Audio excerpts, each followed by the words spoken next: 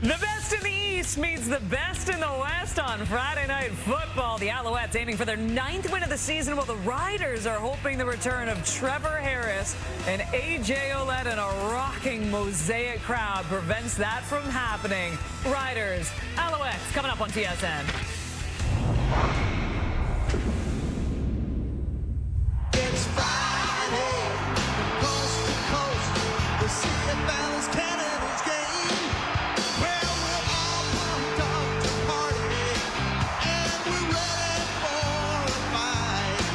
Come on, get back, relax, watch some Friday Night Football. Boys are being bad, but the CFL football game is up for grabs. It's Friday Night Football tonight.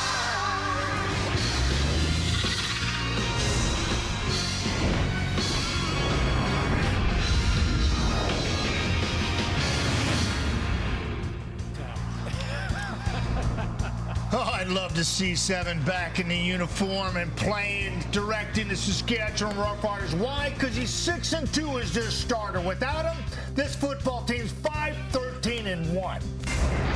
Davis Alexander, undefeated, and has played with poise and confidence in Cody Fajardo's absence. But a rowdy, excited Mosaic Stadium crowd going to give him different look tonight. Roland Milligan Jr. His teammates say he doesn't talk a lot. He's a silent assassin, but leads the league in interception. That's how he talks, with his hands and his pads on the field.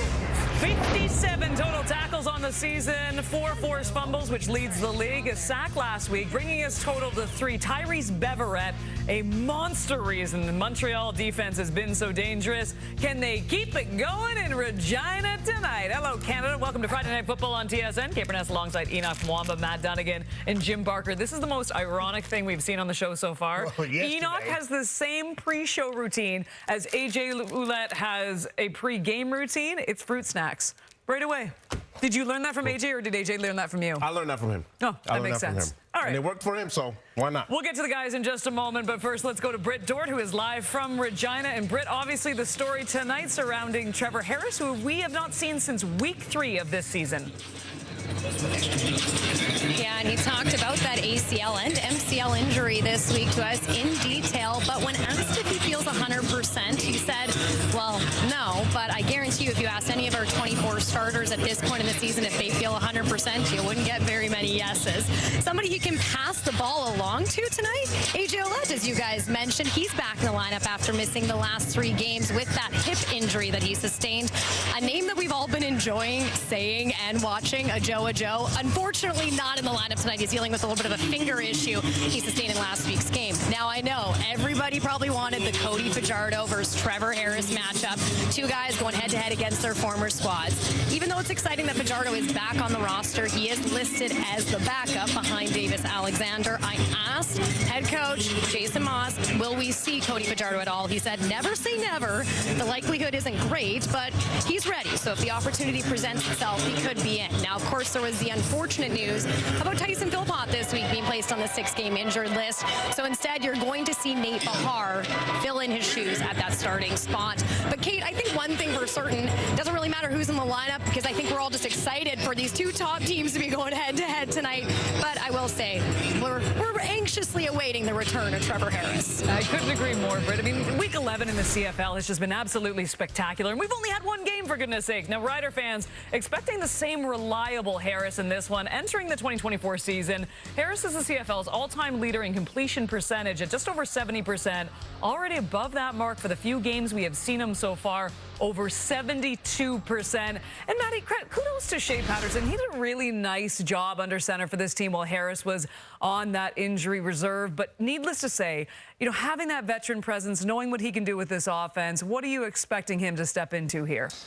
Well, he's going to take control of that wheel and drive that car like he's never driven it before. He's chomping at the bit. His football team's proven that they're top-notch and that Corey Mace has got him going the right direction, and he's got a defense that's tops in the league, along with Montreal he's facing tonight.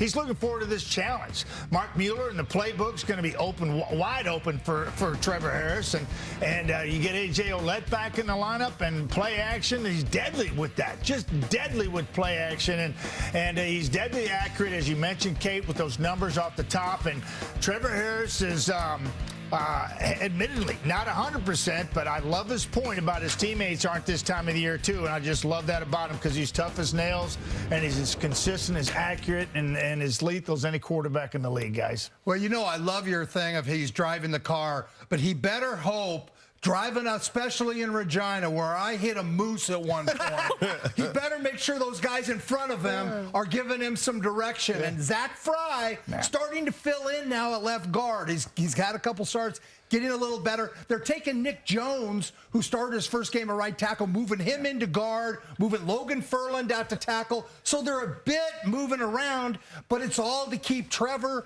healthy and get A.J. Ouellette rolling. And quickly, Jim, just to that point, I think this is where a veteran quarterback can help an offensive line be better with cadence and mixing it up and putting them in good spots. I think Trevor Harris can help those guys up front big time. Matt, you hit it on the nail.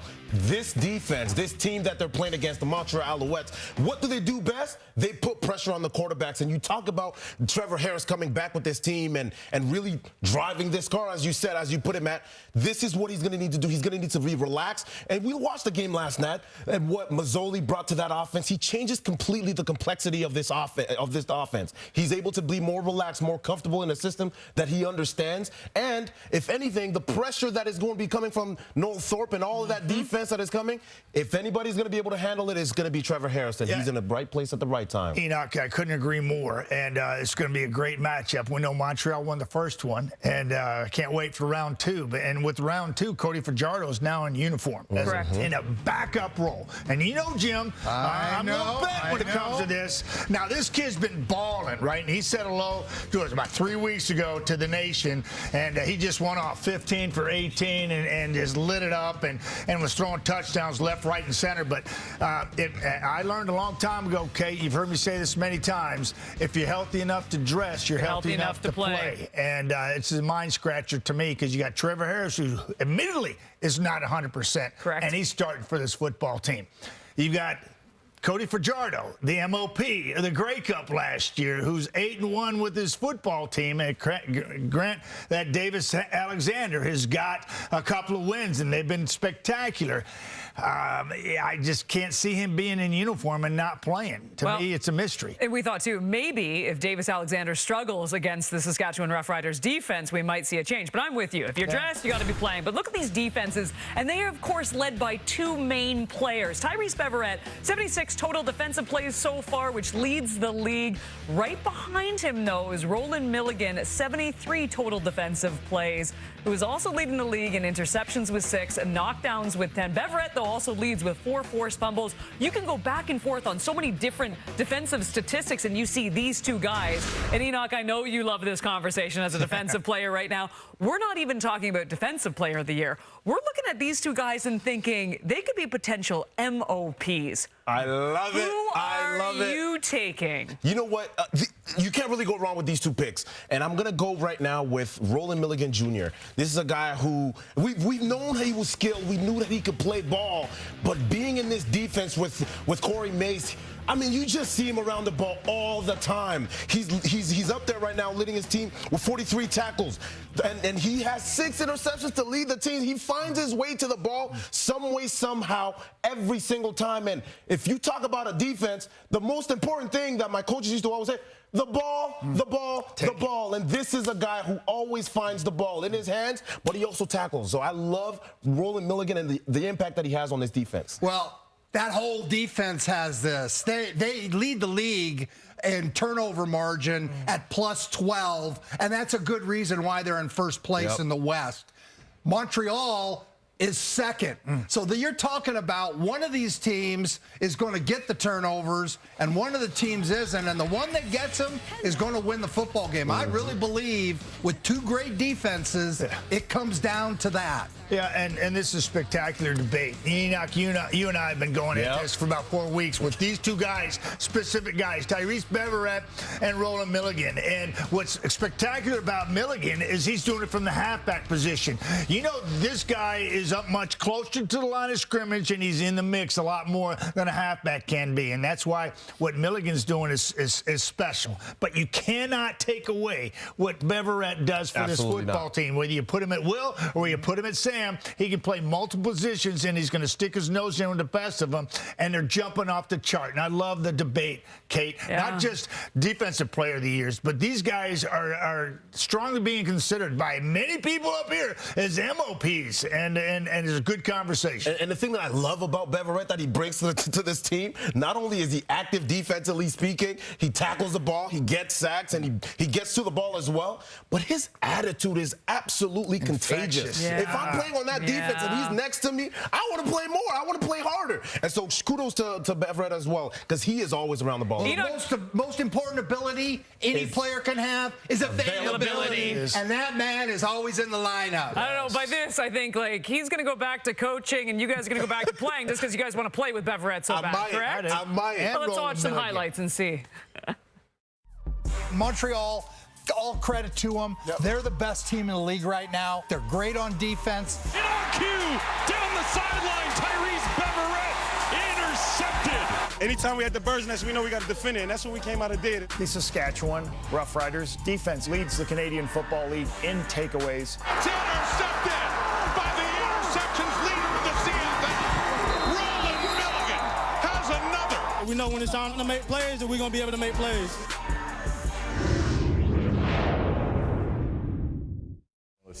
As we mentioned off the top, A.J. Ouellette back tonight, returning to the lineup after missing the past 2 games. The 29-year-old has rushed for 389 yards, 3 touchdowns on 96 carries so far this season. You know Rider fans love seeing him back. Let's take a look at the 5 most popular anytime touchdown props for Friday Night Football at FanDuel. 4 of the top 5 picks will suit up for the Alouettes tonight, including Dominique Davis as the most popular anytime TD prop. Charleston Rambo and Reggie White Jr.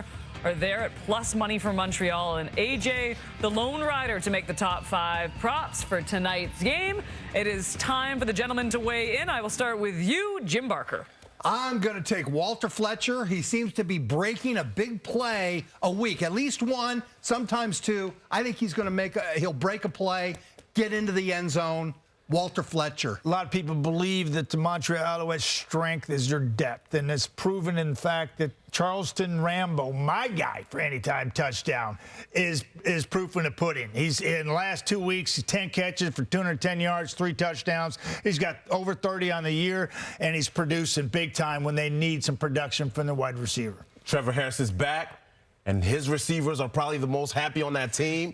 I think Samuel Amulis, you can pick anyone, but Samuel Amulis, he's going to be the one to reap the benefits of his return. This is why I early picked a Joe, and then the finger issue came up, so I had to make an audible, and guess what I went with? You went with AJ. No, I took a long shot. Okay. I did Montreal's defense. You went for the money. I went for the money. Davis would be Brandon with the money. I like it. I like it. And the way they've been playing, why not? Why can't they happen? All right, so to recap here, Jim and Maddie they're tailing a couple of plays from the FanDuel 5 with Fletcher and Rambo to find the end zone. Enoch and I are going off the board. Enoch, you like Sam Emelis for the Riders at plus money. I'm going with the Alouettes defense to make a huge splash at longer 4-1 odds to score a touchdown. And we will see what happens tonight.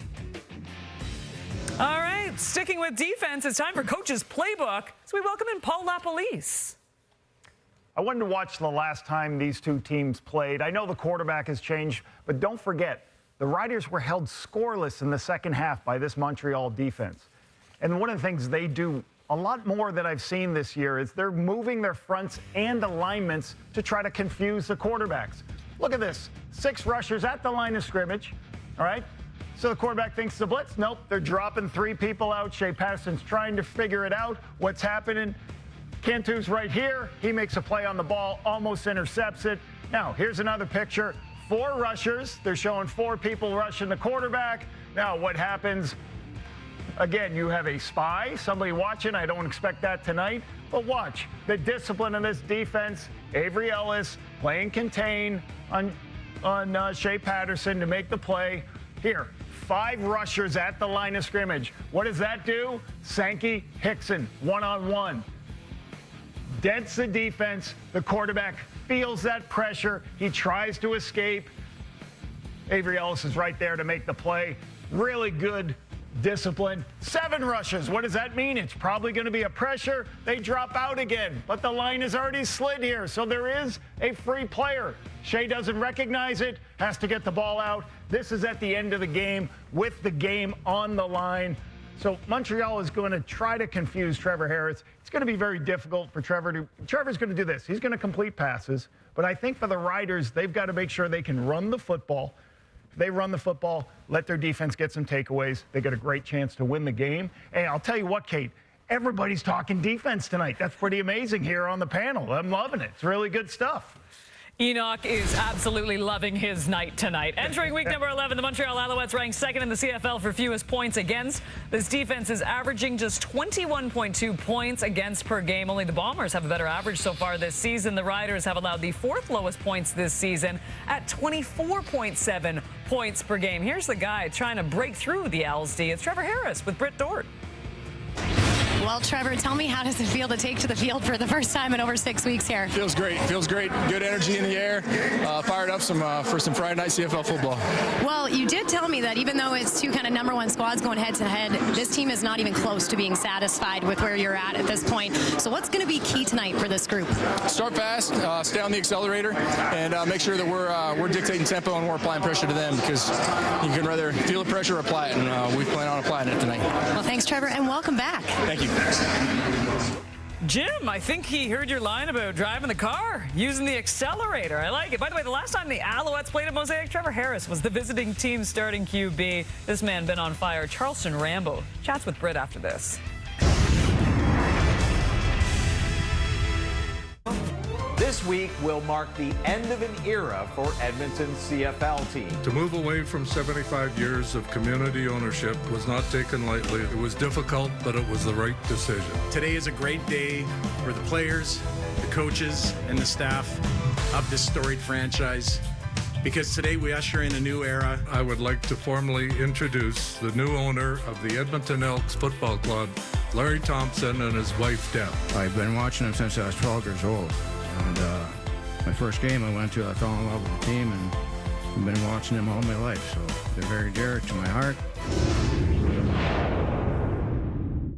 Joined now by our CFL insider, Dave Naylor. And Dave, we will get to Larry Thompson and the Edmonton Elks in just a minute. But first, the biggest news of the day surrounding suspended Argonauts quarterback Chad Kelly. He met with Randy Ambrosie, the commissioner, this morning. What is the latest on his reinstatement?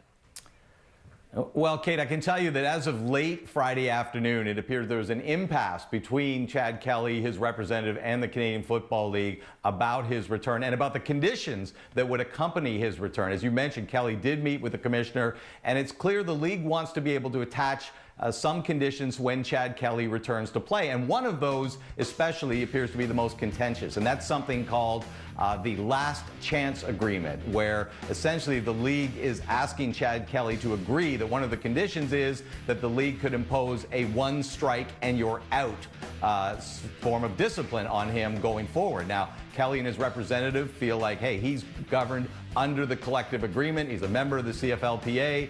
And if he were to agree to that, he'd certainly be foregoing those rights. So I expect there to be a lot of back and forth about this between now and when the Argonauts return to practice on Sunday in advance of their game Thursday against the Saskatchewan Roughriders. But right now, Chad Kelly has not been reinstated, and it appears that in order for him to be so, there's going to have to be an agreement here between the parties on this condition or these conditions that are associated with his return to play, particularly the last chance agreement. From the east to the west now, and back to Larry Thompson, the first private owner of the Edmonton franchise. What's on the top of his list of things to do?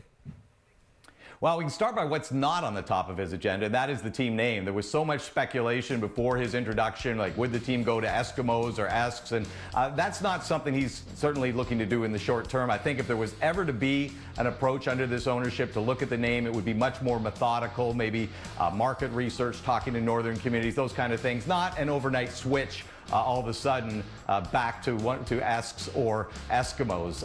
And I'll tell you what is, I think, on the top of his agenda and that is related to the stadium, Commonwealth Stadium, nearly 50 years old. There's a feeling in Edmonton shared by Larry Thompson that this facility has fallen below the standards of professional sports. And even you look around the CFL the last 10 or 15 years, that the modern facilities that fans enjoy. And Larry Thompson has already had conversations with officials in Alberta on this topic, and whether that means a retrofit of Commonwealth, perhaps reducing the capacity more to around 30,000, which is what the league likes to see, or whether it means a new facility altogether. The feeling is that if Larry Thompson is going to be able to achieve his goal of restoring the Edmonton franchise to where it once was, in some way, shape, or form, it's going to need a significant address to the facility question. A lot of excitement around this Elks fan base, and for the team itself, looking for their third straight win for the first time since 2019. We'll see if they can get it done on Saturday. Our CFL insider, Dave Naylor. Elks heading in the right direction. The Tiger Cats not so much, looking to avoid their third straight loss. It's the Elks, it's the Tiger Cats on Saturday Night Football, 7 Eastern, 4 Pacific. Meanwhile, Edmonton and Hamilton ranked 3 and 4 respectively in this category of most TDs this season. But at the top of the list, the Montreal Alouettes with 28, 3 of those courtesy of Charleston Rambo in the last 2 weeks. Here he is with Britt. Well, you found the back of the end zone in the last 2 games, so how are you going to be able to get it done here again tonight? Just be myself, just be whatever I can be for the team, so make plays like we usually do, and just fill in if any guys are down, make plays for the team. You told me your favorite thing about the CFL has been the quarterbacks you've been able to play with, so tell me what it's been like playing with Davis Alexander the last couple weeks. Yeah, it's been great. All we've been seeing is all training camp. Even at practice, we see them throwing the ball great. All our quarterbacks are great. I love them all. All right, well, you have a great game out there tonight. Thank you. He loves them all. That's fantastic. That's exactly what he should say. 100%. What else is he going to say, to be quite honest? But with an injury like Tyson Philpott, you got guys like Rambo. We talked about Nate Bahar before. It is the next man up mentality, but they have been great, JB. Yeah, they've been fantastic. And I think what you're going to see is Jason Moss continue to get the ball out of Davis Alexander's hand quickly. They're going to run a ton of behind-the-line throws. They're going to do things that allow him to allow his playmakers to make plays, and that's what Jason does well with the offense. And Saskatchewan last week had a tough time tackling. They've got to improve their tackling. They're going to struggle against this offense, Matty. Yeah, and this offense and this football team, I think, has been compiled. Eric Laurier, Danny Machocha. Remember last year they picked up Sankey, they picked up Lemon, mid-season. They picked up Nate Bahar last week, and you got receivers going down and Tyson Philpott. To me, this is huge, and this is what this team does. Finds players that are just sitting out there, plug and play, and they never miss a beat. Absolutely. You forgot to mention also Austin Mack was gone. He left, and then Philpott came in and stepped in. So they have great players that always step in. We always talk about availability for players. Depth is one thing that this management has done a great job of. Is there anything better than the top 2 teams in the CFL going head-to-head Friday night at Mosaic? No, the answer is no. No. We'll get you to Regina after this.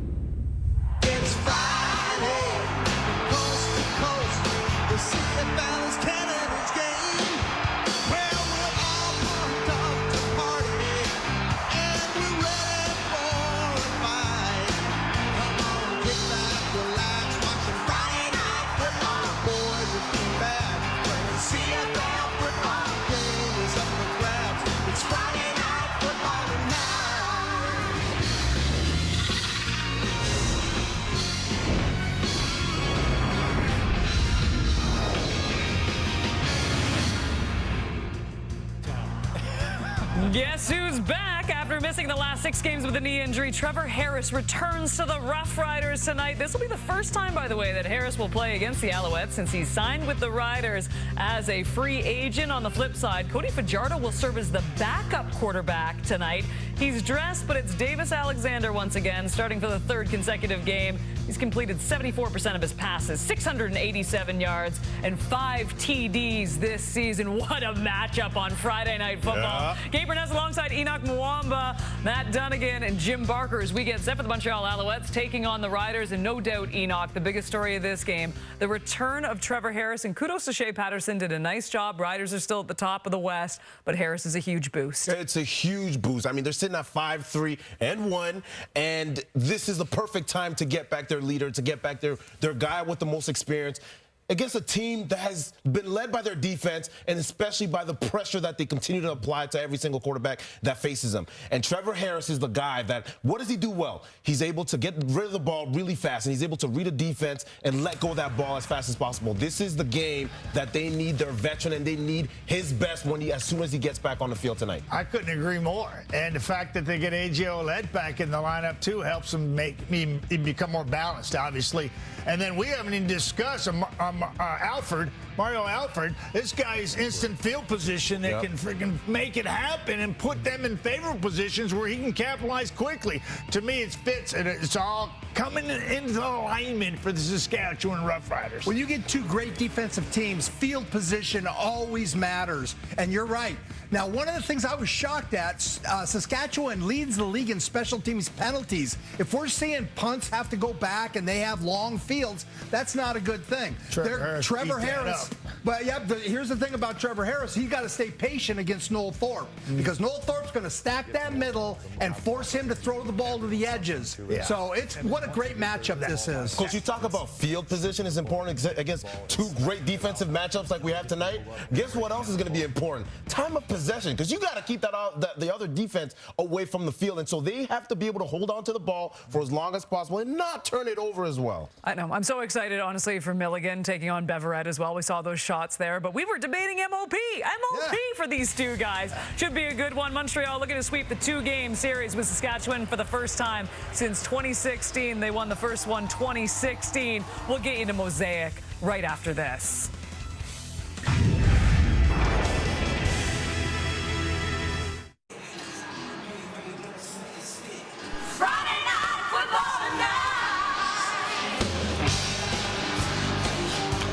Friday Night Football getting that big game treatment in Regina tonight as first-place teams are set to battle at Mosaic. It's the second and final meeting of the season between the Alouettes and the Riders. Montreal winning the first one, and they've won 3 in a row coming into tonight. The Riders have just 1 win in their last 5, but they get QB1 back this evening. Yes, they do. He is back. Trevor Harris went down in week 3 after a great start to the season. In fact, in his first 2 games, he threw for almost 700 yards. The Riders started 3-0. He is back after missing 6 starts and is 6-2 as the Riders' starting quarterback. Cody Fajardo makes his return to Regina, but not as the starter tonight. His hamstring is close, and he will back up Davis Alexander out of Portland State. Alexander was number 3 on the depth chart just 3 weeks ago, but he's led the Owls to 3 straight wins and is 2-0 as the starter. Everybody in the league is looking way up in the standings at Jason Moss and that 81 record. Perfect on the road so far this season. That's very impressive. 4-0. Corey Mace on the other side. 3-1 at home, as I mentioned, in their last 5. 1-3-1. Yes, the tie, of course, that they're coming in off last week. These 2 teams played in week 8. Riders had a lead, let it slip, lost 20-16 in Montreal. Tonight, we do it here in Regina, and we are underway at Mosaic.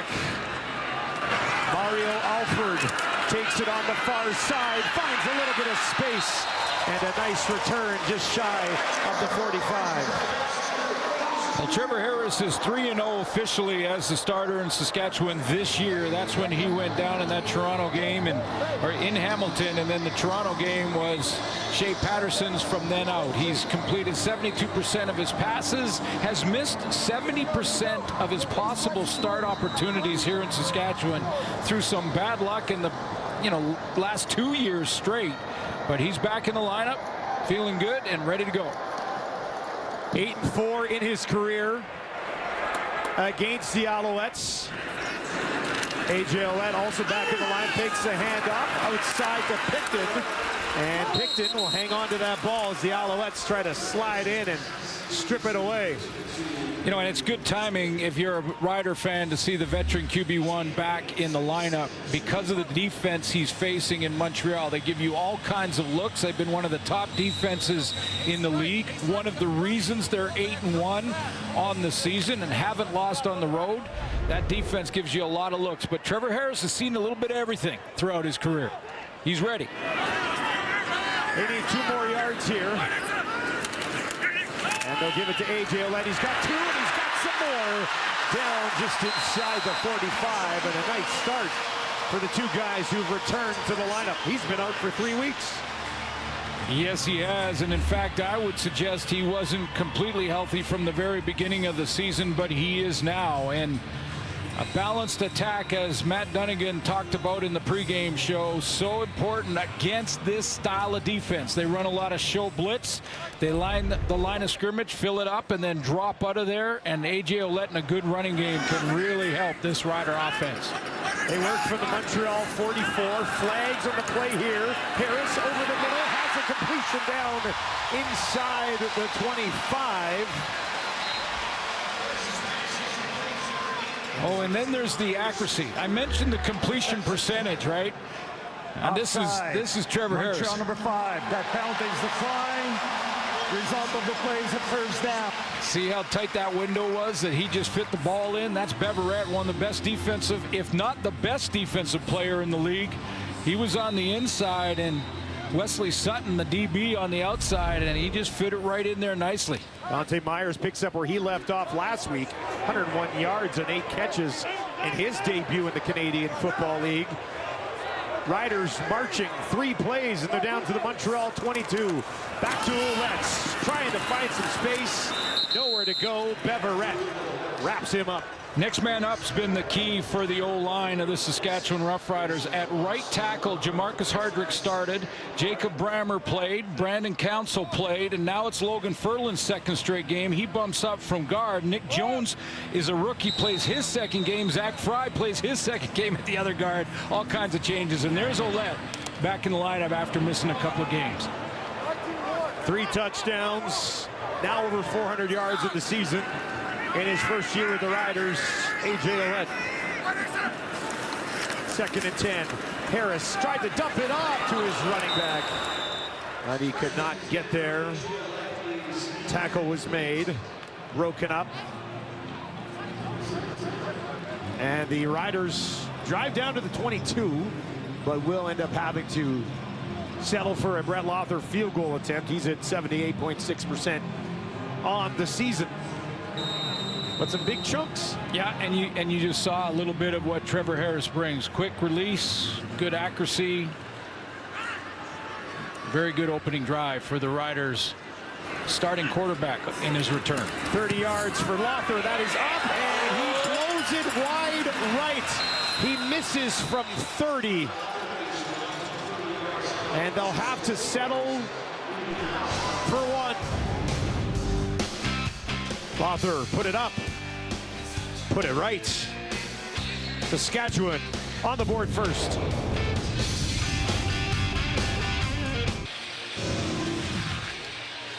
Well, I think it's fair to say the Riders know all about Davis Alexander, don't they? Well, this is when coaches tell you to be ready, be prepared, because you never know when your opportunity is going to come up.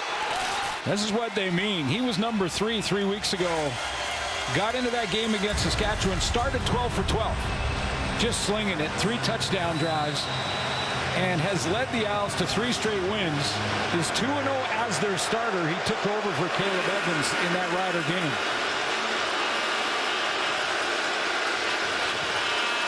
to start on the ground. Roland Milligan was there to make the tackle. Portland State product. Real nice completion percentage rate. But you look at that touchdown to interceptions, most young quarterbacks struggle with that category, the TD to interception ratio. But 5-1 is excellent. Oh, he settled in nicely. He got 3 yards to Fletcher. They'll need 7 more here from the Montreal 43. 4 options out to his wide side right here. That's where he looks first. Thought about it. Now on the run has a man. First down, Montreal. As he gets it to Nate Bahar, and he's got a first down for his first catch. Excuse me. Here we go. Nate Bahar is at wideout, and he's in there for Tyson Philpott. We'll get to the starting lineups for Montreal in a second, but Nate Bahar we know well. Former Ottawa Red Black. Veteran receiver in the league. Play a lot of different spots.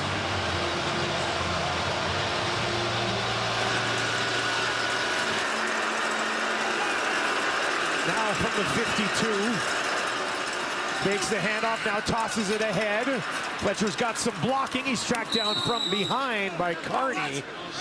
But that's a first down for the Alouettes. Justin Lawrence is going to help out up front, I think, with both guards on trying to control Micah Johnson, who's off to a great start to this campaign at 35 years old. So we'll get to Micah in a second. And Charleston Rambo, I mentioned Tyson Philpott out of the lineup. Rambo had a big game last week against Hamilton, over 100 yards and a couple of scores. They're going to really lean on him with Philpott out. Rambo's got 4 touchdowns in his last 4 games. Pressure coming this time. Alexander throws it at the feet of his offensive line. And there's a flag out on the play. Was this intentional grounding? Well, if the ball crosses the line of scrimmage, he doesn't have to have a receiver anywhere in the area, but if it's thrown behind the line of scrimmage, there has to be a receiver close by, or else it's intentional grounding. Was Fletcher somewhere in the mix there with the O-line? Is that the discussion? It looks like Davis Alexander may be making that argument. It definitely was well behind the line of scrimmage. There is no infraction for grounding. Montreal number 25 was 2 yards away from where the ball landed.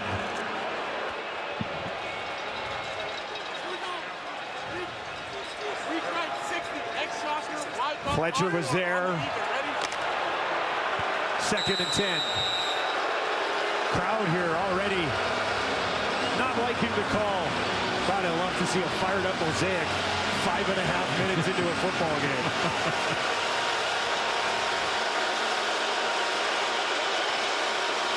Alexander this time looks to his left. That's where he throws. And that is too high, looking for Charleston Rambo.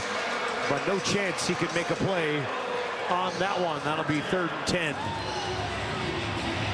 Game for Rambo, a rookie who would have worked along with Davis Alexander while they were going through camp. I mean, Alexander's been around a few years, but has been that backup guy running scout team and 3rd team, as I mentioned. So he would have worked with the rookie receivers a ton. And they had some chemistry last week. Zima Annual stand and let this fly from that Mosaic logo.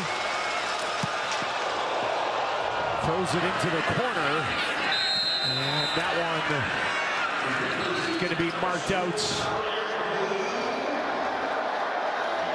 Up at the 23 and a flag because it's outside of the 20. So real nice field position coming down the pipe here for Trevor Harris, who looked good on his first game action.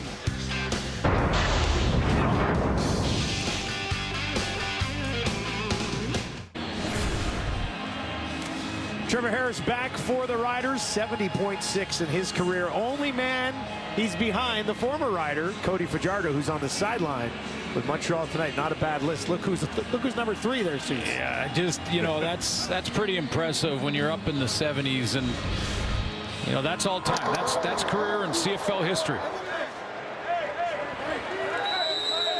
Trevor was 72.2% pre-injury this year.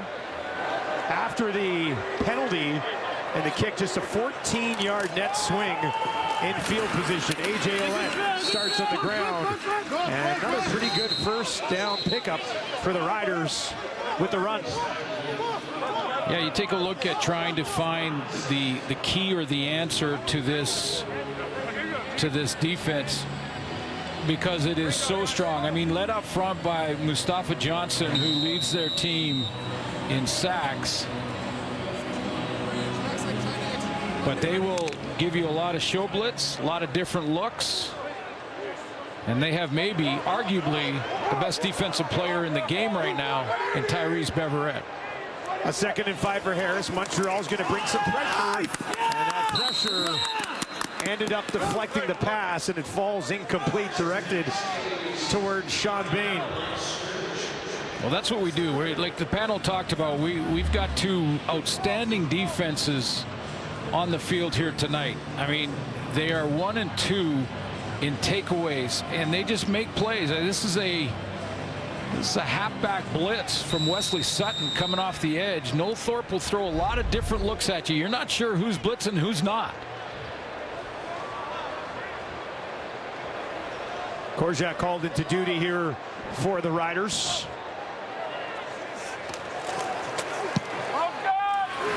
Good kick here. Backs. Etcher up, 54-yard kick. And he's hammered down just shy of the 30. Aubrey Miller lowering the boom that time. Montreal and Alexander about to get the ball back. Well, the visitors tonight don't have a problem finding a way to win on the road. One more, and this group would set the franchise record for the longest winning streak. 2002, 2003, Don Matthews, the late Don Matthews, was the head coach of the Owls at that time, and their starting quarterback is the offensive coordinator and quarterback coach of the team now, and Anthony Calvillo up in the spotters booth helping Davis Alexander execute the offense. Offense begins here on their own 28. Dumps it off far side, pushing ahead his running back, and a pretty good pickup on first down against his Riders D.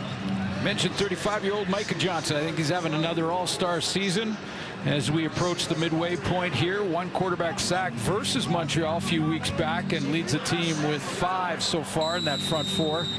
They get Jameer Thurman back in the linebacking core. He missed their last game, and back in the secondary, it's 1 and 1A tonight. Tyrese Beverette for Montreal, Roland Milligan for Saskatchewan. 1 and 2, and you can make an argument either way for those 2 guys. That's a debate that could go on for a long, long time. Milligan's numbers this year are ridiculous. He's got 6 interceptions, 10 knockdowns, on pace to set a record, 43 tackles, 13 special teams tackles. He's doing it all. He's literally doing it all at a high level. And the interceptions and knockdowns lead the league, of course.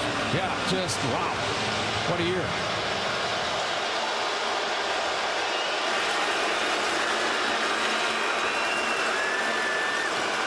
Handed off to Fletcher. And Thurman meets him just beyond the line of scrimmage.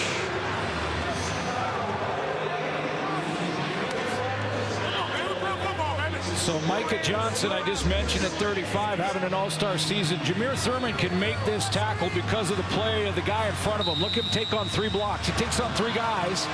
He eats up all those blocks, and Jameer Thurman says, thank you, none of them can block me now. I'm going to go make the tackle.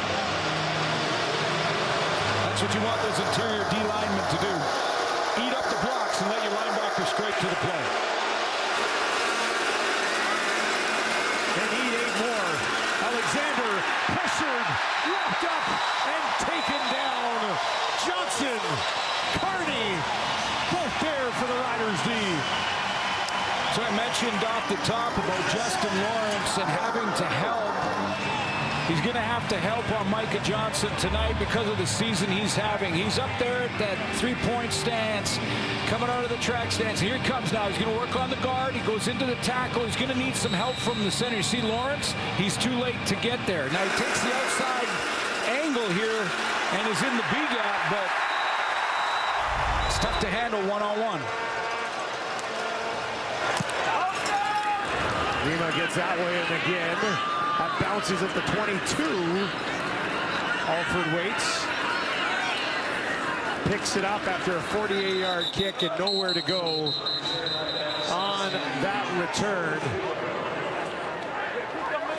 Trevor Harris is back. Good news for Riders fans, and Britt will have more on the return when we return. Oh, let's take a look back at the injury in week 3 that knocked Trevor Harris out. He's worked his way back. For more on that story, let's send it down to Britt Dort. Well, the thing is, Trevor Harris was back practicing with the team last week, but this week was the first week he was practicing with the starters. But it took until yesterday for Corey Mace to deem him the actual starting quarterback for this matchup. And he said that just came down to Trevor and his comfortability getting back into that role. And Trevor agreed. He said it took him till about day 2 this week to actually feel like he was back into the swing of things. I asked him, did you have this game circled on your calendar when you were initially placed on the 6-game injured list? And he said, Britt, I had about 3 games ago circled on the calendar, but the thing was, I had to be patient, and out of respect to my teammates, I had to make sure that I could be effective when I came back and keep myself safe. He's a veteran guy who knows this offense. And this time he'll come to the head to Bain. Bain pushes through, and he's got a first down for the Riders. Well, think about the start that the Riders got. I mean, they started 3-0 with Trevor as the starter, but they were averaging 33 points a game. And I mentioned off the top that Trevor, in the first 2 starts of the season against Edmonton and Hamilton. Misconduct penalty, unnecessary roughness, 15-yard penalty, Montreal number 30. First down. There's Cosby. Well, that's one.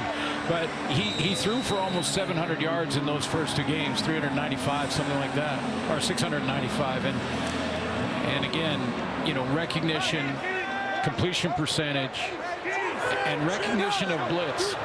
And a lot more blitz in the league in general this year. Handoff to Alouette, nowhere to go. Wrapped up immediately. Berglund, among others. Take a look at this Montreal D. Mustafa Johnson leads the group up front. He's got 5 quarterback sacks. That leads that group. We mentioned Tyrese Beverett. I just, again, he leads the CFL in defensive plays at 76. Number 2 is Roland Milligan. So we're watching 2 great ones here tonight. And then they've got the number 1 safety in the league in Marc-Antoine Ducroix, who missed the game because of a shoulder injury.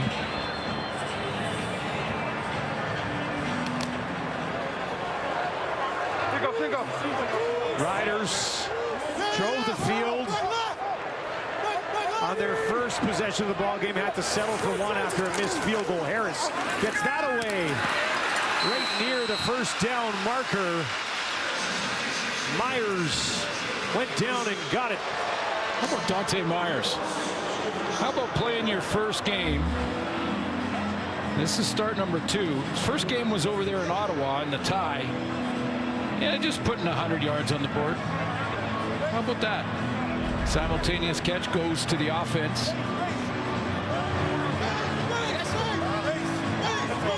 It's 3rd and inches. Patterson into the game.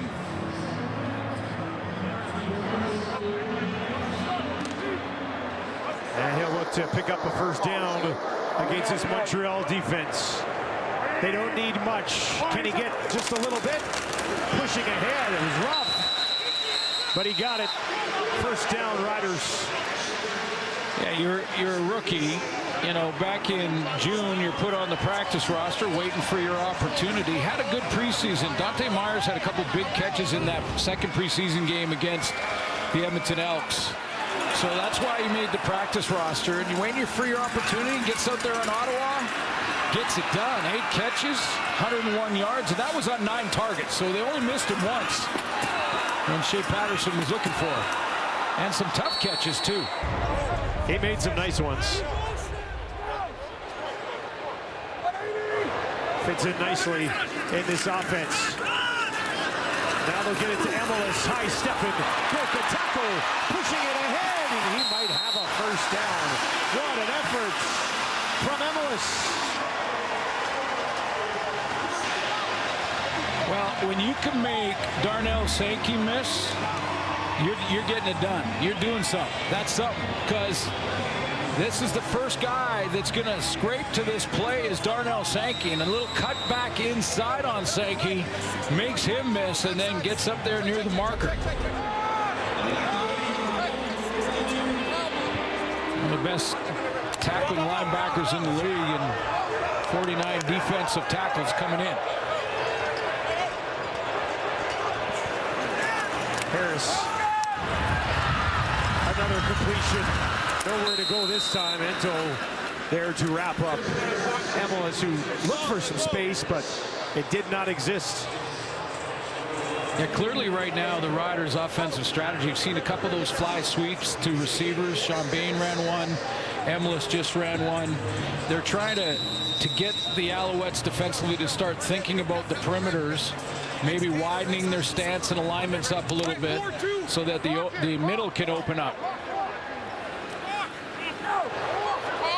4 yards, Emelis on that first down pass. Alouettes will bring 5. They get it away. Picton held on, but he stopped about half a yard shy of a first down.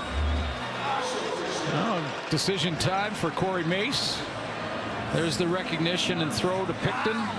Nice tackle immediately by Nafis Lyon.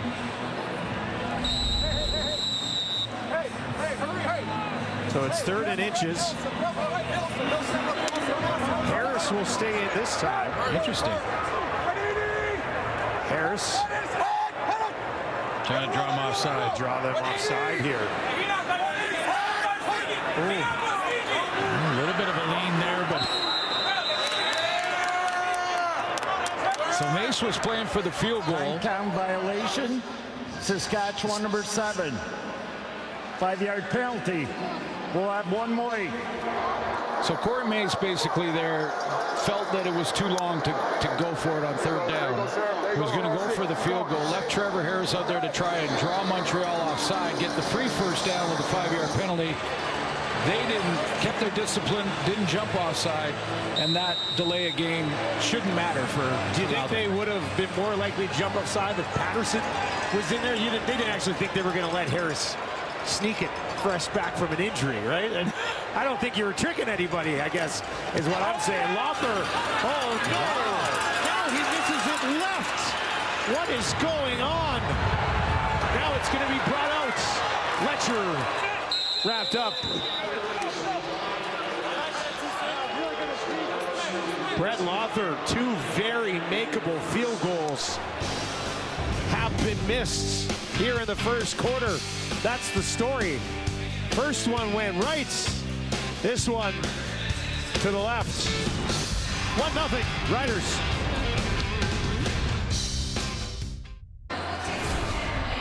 Welcome back to Mosaic, where Trevor Harris, I guess you could say, has a lead after the first quarter. Yeah, you know, and he looks sharp. You always wonder how you're going to come off injury, what it will look like. Does he see the field? I think, you know, the throws, he's throwing in the right spot, and you can see the quick release and a lot of the accuracy there. But again, this is a #1 defense in the league. The Montreal Alouettes just don't give up a lot of points, and they'll take the ball from you as well. So, you know, I think stalling drives, basically Montreal bent a little bit, but the good news is for Rider fans, Trevor Harris looks like he's back physically. The starter is back in the lineup, and he's looked pretty good.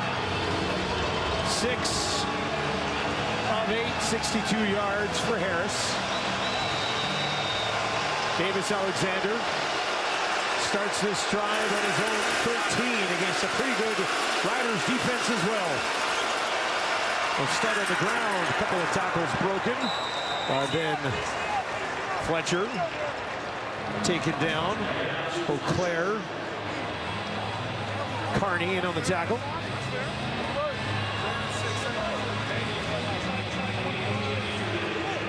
Second and 6 here for Alouettes team that leads the league in second down percentage. 54.5, not bad. Great crowd, by the way, here at Mosaic on a Friday night. 4 options out to his left. In trouble, trying to escape, and he will. On the run to his right, down the field, one-handed, but no. That would have been spectacular.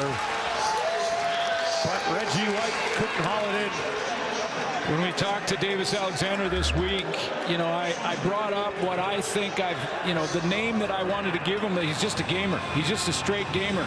And I asked him, have you heard that before in your career at Portland State or anywhere in your journey? He says, actually, quite often. Yeah. You know, and you could see his ability to escape in the pocket, find some time, find a throwing lane. Missed on the deep ball there, but you get that feeling when he's out there. He's a gamer. He's out there making it happen, playing with a high level of effort. Strong field position awaits, as does Mauro Alford. He'll wait and take this on his own 45.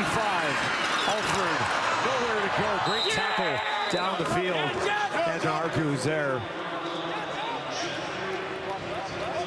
And Trevor Harris.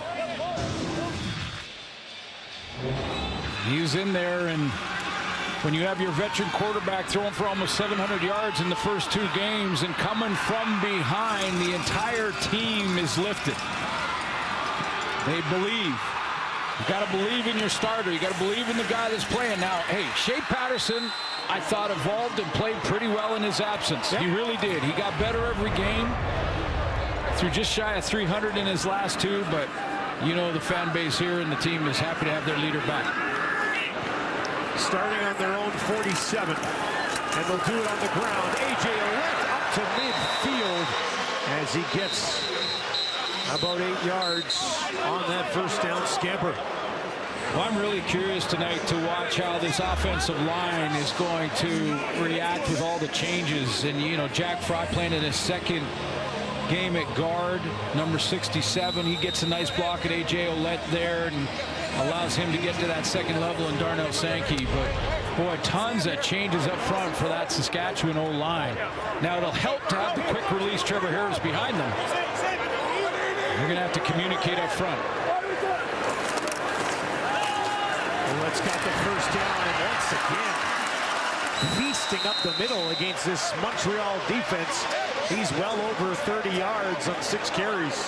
You know, when you think about this Montreal team at 8-1, the one game they lost to Toronto.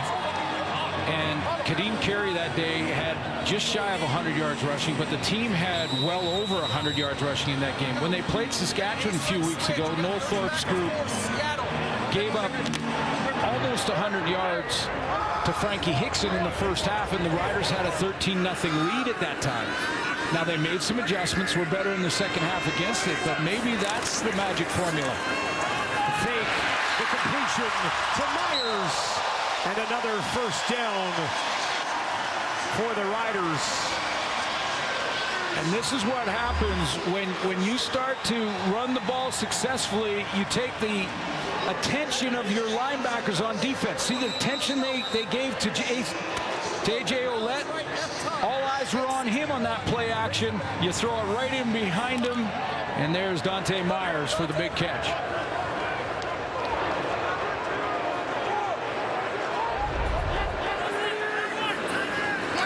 From the Montreal 24, Harris down the field, drops it in there for Johnson inside the 5, and they'll move the chains again.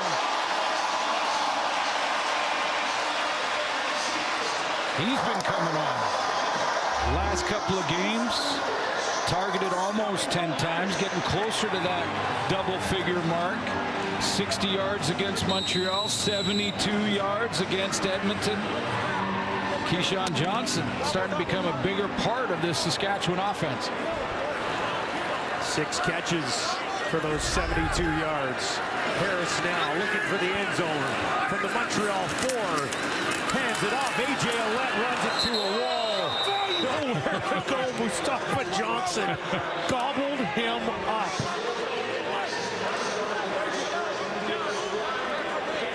Yeah, that's just a great effort. Mustafa Johnson is playing right in the middle of your screen, number 94. Look at work his hands.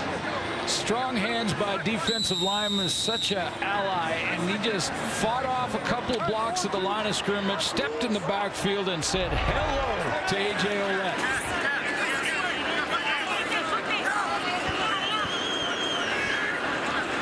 They'll try it again. Second down, Harris, end zone, broken up. Looking near side, but could not get one in there with Wesley Sutton defending, trying to find Keyshawn Johnson. But that was played well defensively. It really was, because Sutton on this play could get in trouble with a PI. He's the halfback back here, and this is one of those ones where you're in behind the receiver and you got to try to go through him without getting the PI call. So just time your jump when the ball arrives, then you reach around to the tip. That's just superbly played by Wesley Sutton. Chip shot for Locker, and maybe that gets him back on track. After a couple of misses earlier, he strokes that one through, and the Riders are on top 4-0.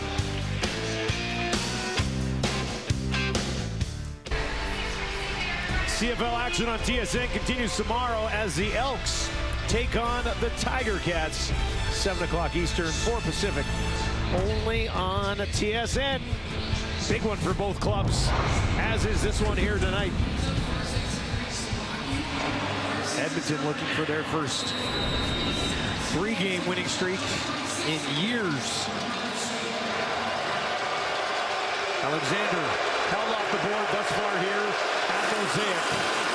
Pocket closes quickly. He jumps and dumps it off. Ball pops out. It's sitting there, and it's batted out of bounds. Revis is saying it's the Riders. And it is Saskatchewan. The turnover. First of all, it'll be automatically reviewed. But there has to be a call in the field first. So they were. The field was Saskatchewan last touching the football. That will be their ball. Saskatchewan first down. Clearly a fumble. Not down by contact. And C.J. Revis, he was the one who got his hand on it before it went out. You just have to be the last to touch it. Bat it out of bounds, and you get possession. Can't kick it out of bounds, but you can bat it. Now take a look. Milligan's closing, always around the football, and two officials right on the spot were pretty quick and mentioned right away that it was Revis who got to it. And confirmed by the command center. It will be the Riders' ball.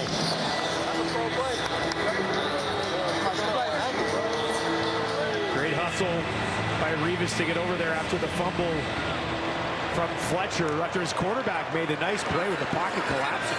Jumped up, threw it out to his left, but Fletcher had it knocked away. Adam LeClaire should get credit there. He came barreling in and knocked that ball loose. Harris now. He's hit as he throws down the field, far side. Incomplete, was looking for Myers. Harris is bounced up. He seems to be okay. That turnover puts the Rider defense at a +13. A +13 in the giveaway takeaway. That's coming on this one is a safety blitz from Marc-Antoine Dequoy coming off the edge, and he's the guy who makes contact on time. Good to see Trevor Harris bounce up from that hit. DeClaw did a great job keeping his hands up straight and not hitting Trevor in the head as his body sort of carried him through. Second down. Alouettes will send for Harris, far side. Finds a man. It's Bain, and he'll turn it up the field. And a first down for Saskatchewan. This is a real nice route here from Sean Bain. He's going to come down and run this out. And in coverage, playing inside.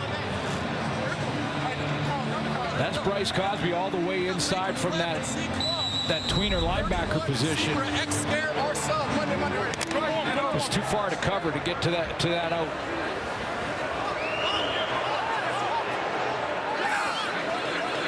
They work from the Alouette 33. This time, Alouette got some blocking, pushes it ahead, and gets just more than about half of what they need. So, offensive coordinator Mark Mueller has got to try and find that balance. I mentioned that the Owls, when they lost to Toronto, gave up some rush yards. And in the first half, the last time these two teams played, gave up some rush yards to Frankie Hickson. Almost 100, I think over 100 as a team. So providing that balance, but also knowing he's got his QB1 back that can make you pay for a blitz through the air. Second and 4, Harris. One fake, now lays it out there. And that ball's incomplete. Looked like Johnson might have slipped a bit as he was heading towards the far sideline, but that'll be third down. And another field goal attempt, the fourth of the game for Brett Lothar. Yeah, they've been working the outs here, and Keyshawn Johnson's going to run another out. I think you're right, Dustin. He comes out of his break and just kind of little slip there, just enough, and the timing was off. But that's how precise receiver and quarterback are. I mean, even that little slip, that subtle little slip, and the ball is 3 or 4 inches off. It wasn't much, but if he doesn't slip, he probably catches it. Exactly. Father's got another one. He's 2 for 4. Riders are on top, 7-0.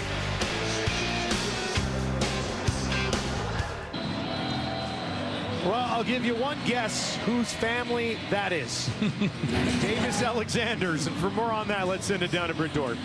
Well, it actually belongs to his girlfriend, Kenzie, who he met through his teammate, Tyson Philpott. Now, she's from BC, but has family connections here in Saskatchewan, Prince Albert to be exact. So her grandpa and uncle came down for the game, and they have the whole family together. And as you can see, they're wearing some nice Davis Alexander jerseys, which he hooked him up with. I asked Davis, though, will it be tough for them after being lifelong Rider fans to wear that jersey? He said they'll be all right. She said they wanted to split the jerseys in half and wear half Riders, half Alouettes, but she wouldn't let them. Look, we've known it for years, but love makes you do crazy things. Lifelong Riders fans sitting here in Mosaic in Alouettes jerseys. And standing out, yeah, there's no question, and wearing that number 10 proudly. And it gives us a chance, too, to say a shout out to Davis's dad, Matt, who is fighting cancer right now, and we want to wish him all the best in that fight. And his stepmother, Denise, I know she's watching as well, and just a special hello to Matt in his fight. Special moment for Davis Alexander playing here at Mosaic for the first time. Flea flicker, trying to spin it, can't do it. Wrapped up and taken down by Cox. He was not fooled. And he pulls him down. Yeah, you know, it almost happened too fast.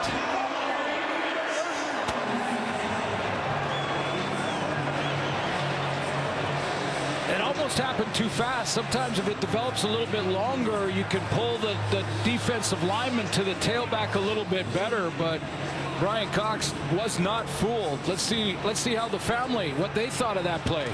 Oh, yeah.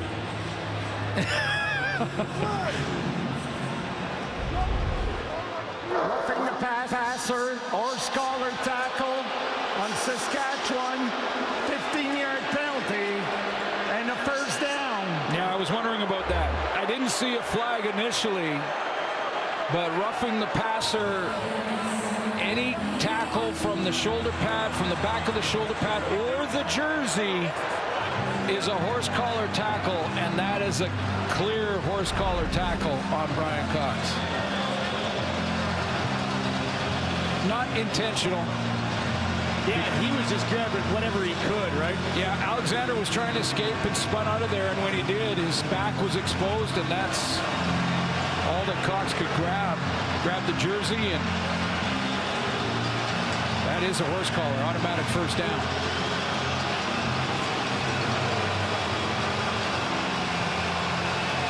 Takes them up to their own 54.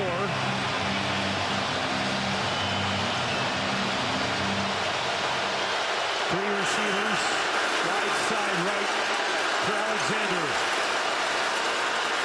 Gets it away, near side.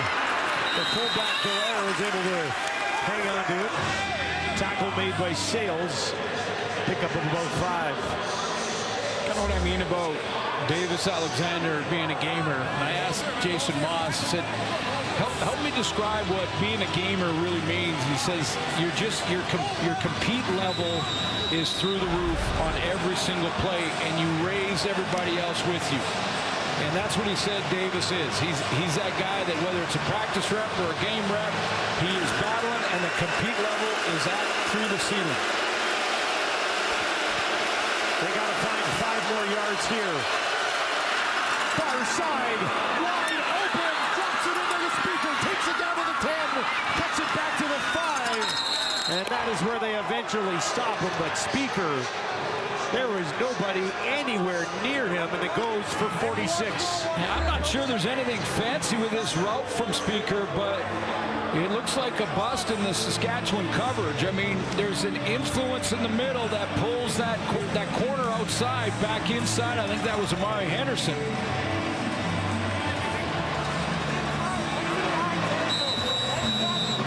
Davis's girlfriend absolutely loving it. And the Alouettes, for the first time in this game, knocking on the door. From the Saskatchewan 5. Stands in behind his quarterback.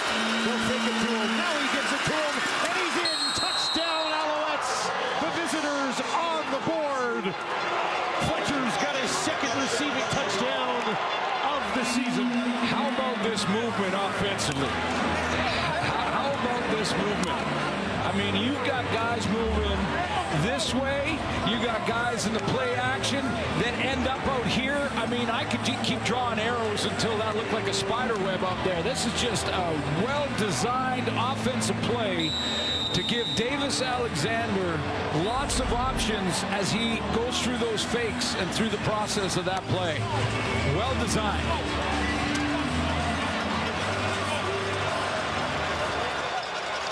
Altos to tie it at 7, and he puts it right down the middle. A 5-play, 70-yard drive that took just over 3 minutes. And Alexander finds Fletcher for the touchdown.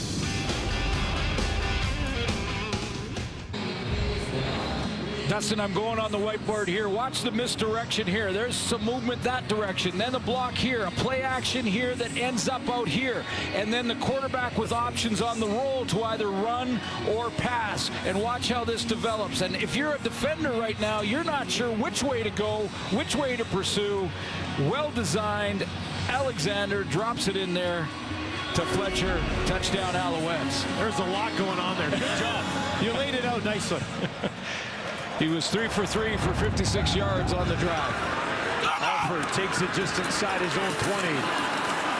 Up the near sideline for a return of about 25 yards. You know, and it's about timing, but it's also about the decision from Alexander once he gets out here. So he's got Fletcher. He's going to run that play action to Fletcher with this movement. That holds the defense going one way. Now they're going the opposite way on the fake. Now Cox goes right to the quarterback instead of staying back in coverage. He's going to sit back, and now he goes 50, goes right to quarterback, so he drops it right in behind him to Fletcher. That's how you draw it up.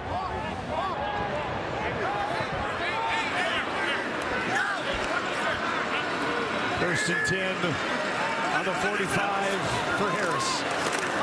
Back to Myers. Tackled immediately by Nafis Lyon. We've hit 3 minutes. We're tied at 7. Settle in on Friday Night Football. Coming up at half, Lapo's going to be at the big board. He's talking Riders. DJB, you like the Riders' run game. Maddie, you like Trevor Harris and the stability he's brought to the QB position. That leaves Enoch with Montreal.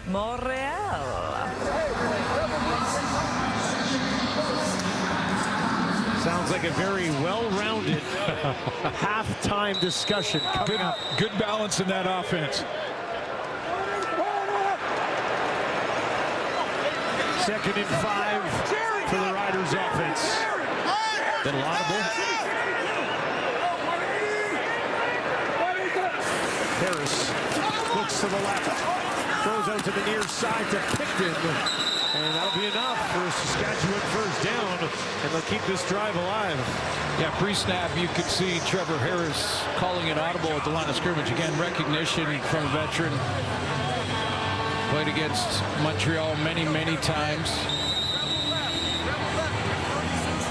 Changed the play at the line of scrimmage on that last one and got a first down out of it.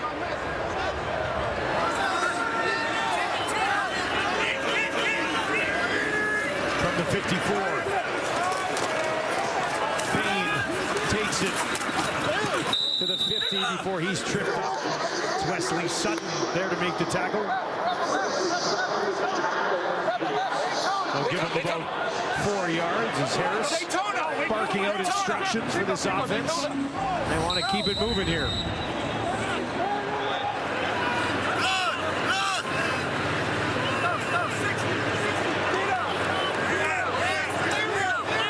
Alouettes 6 on that defensive line. They'll send 6. Harris down the field. Pops out. Oh, Johnson got absolutely popped on the play by Cosby. He's the hot route because it was blitz. They couldn't block them all. Trevor Harris knew it, so the hot route to the middle. Try to get right to the hole, but Cosby would drop back and was almost playing like the safety spot. Times that up nicely, leads with his shoulder and separates the ball from the receiver.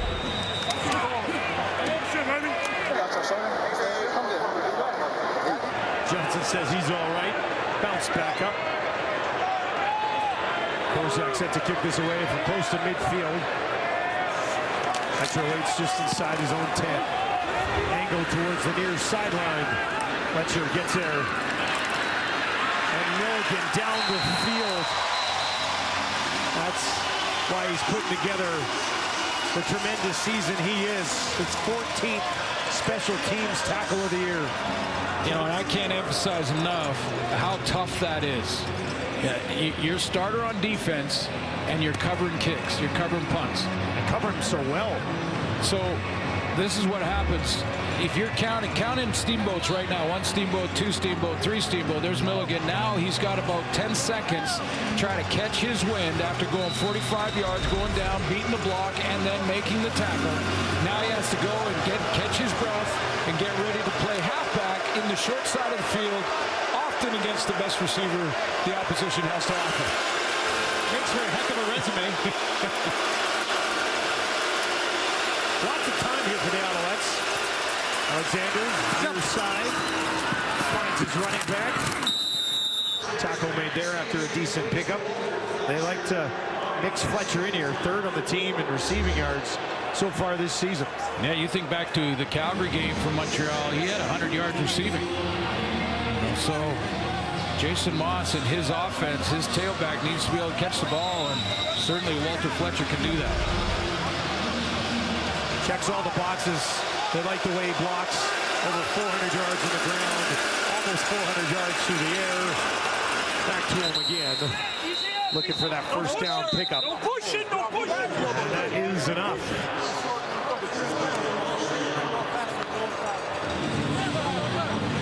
And Mr. Everything in this offense for Montreal this year. Here's his last 2. Yeah, Yeah, see, most tailbacks want to get 15 carries to 20 carries a game. He doesn't see that, but he will. Look at the catches. The catches are much higher than a lot of tailbacks. Fantasy stud. That's what he is so far this season. Pass behind White, but he reaches back and grabs it. That's Rambo, actually. Nice catch. That's his first of the ball game. Just the 200 yards for Charleston Rambo in the last 2 games. And again, no Tyson Philpott. How about Alexander adjusting his arm angle and the fingertip grab by Rambo. That looks real nice in slow-mo, doesn't it? 2nd and 2. Again, near side, stiff arm, some room. Rambo takes it all the way down. Inside the Saskatchewan 50 as he makes a whole lot of something of what looked like to be nothing. Well, I really like this hitch play because for Jason Maas, because it's a 29-yard gain, but you know when you see these hitches to the wide receivers like this, you usually see 3 or 4 other receivers out there trying to block. That's not what this play design was. It was just Rambo by himself, one-on-one on Amari Henderson, and they just said, let's throw it to him quick because Henderson's playing off, and let them go one-on-one. Successful strategy indeed. Quarterback draw, right up the middle, lunging ahead, close to a first down on the legs of Davis Alexander. Taking a look at the progression, little look to the left to try to maybe pull a linebacker out to the left a little bit further so he can get an extra couple straight down the middle. That looked like a design quarterback draw. 2nd and 1. Alexander pushing ahead. Milligan comes over there to try to yank him back. See where this ball is spotted.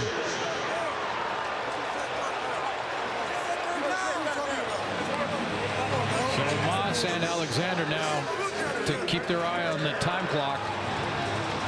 It's going to be 3rd and inches here because there was one official that signaled a first down, and then they're saying now that it's a couple of inches short, and I think it's what they've got to watch here. Montreal is the time, not necessarily the. They're going to. This is only a couple of inches, but how much time did they lose? Davis into the game. Pushing it ahead. He's got the first down. 21 seconds on the clock for Montreal. So you got probably 3 plays if you're efficient. Maybe work the sideline. Don't want to give up a chance for a field goal. 2 timeouts for Jason Maas.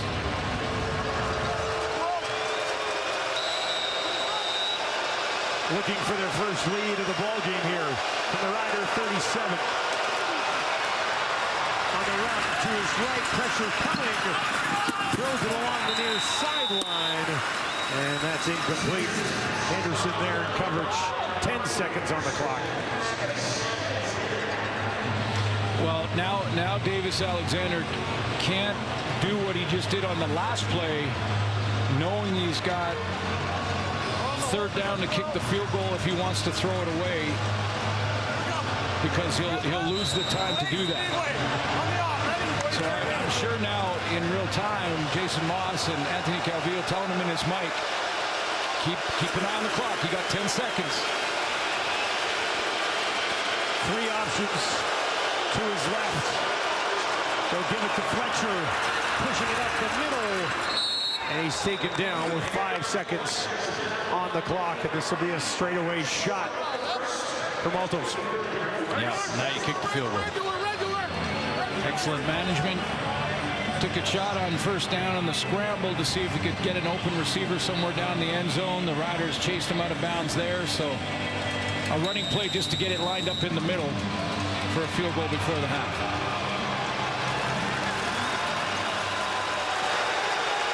Alouettes looking to take the lead time. Altos up, and that one sneaks it through on the right side. And the Riders find themselves having to settle for field goal attempt after field goal attempt. And because of that, they trail. The 8-1 Montreal Alouettes 10-7. Gamer made some plays down, I believe, 7-0 at this point in the first half, and made this throw down the sideline and finished with a touchdown. Beautifully designed play. Play action, naked roll, and into the end zone for Fletcher. 154 yards, 11 of 15 and a touchdown. And Davis Alexander's with Britt Dork.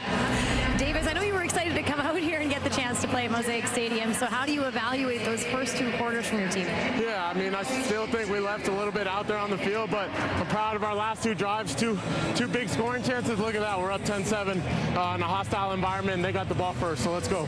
You have to walk us through that touchdown because that was a great play by you. How are you able to find that route and get it done?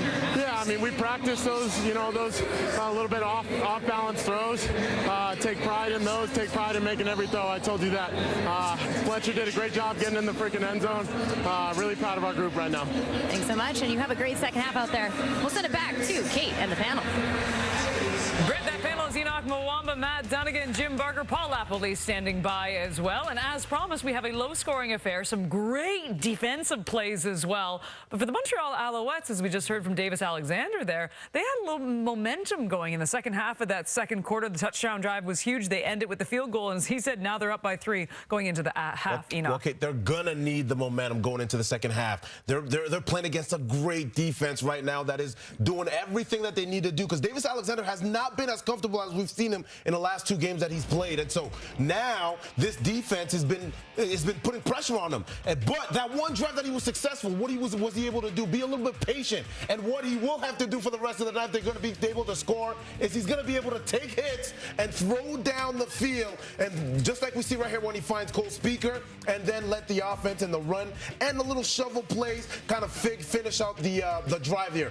But in order for them to be successful down the road, he's going to have to develop a little bit of patience, Matt. We're talking about Trevor Harrison, what he's been able to do with this offense in Saskatchewan. Well, the young man is going to have to develop a little bit of patience if he's able to beat this team in Saskatchewan. I think he did a great job of that in the first 30 minutes. It was a gritty performance. Look, this is his 3rd start against this defense. It's incredible what he's been able to do. And like you said, up 10-7 at the half, and the last 2 drives got scoring drives. But we talked about the influence of Trevor Harris and coming back into the lineup, and he saw it in several different ways. He was audible at the line of scrimmage late there in that half, and here, little play action. He drew him offside, so he knew he had a freebie, and then he throws a dart across the middle, which he's known for, is his accuracy. And here, it's just patience, looking the defender in the flat, and then throwing the corner over the top. And this is just Trevor being Trevor. This is too easy. Half is giving up too much room to the area outside.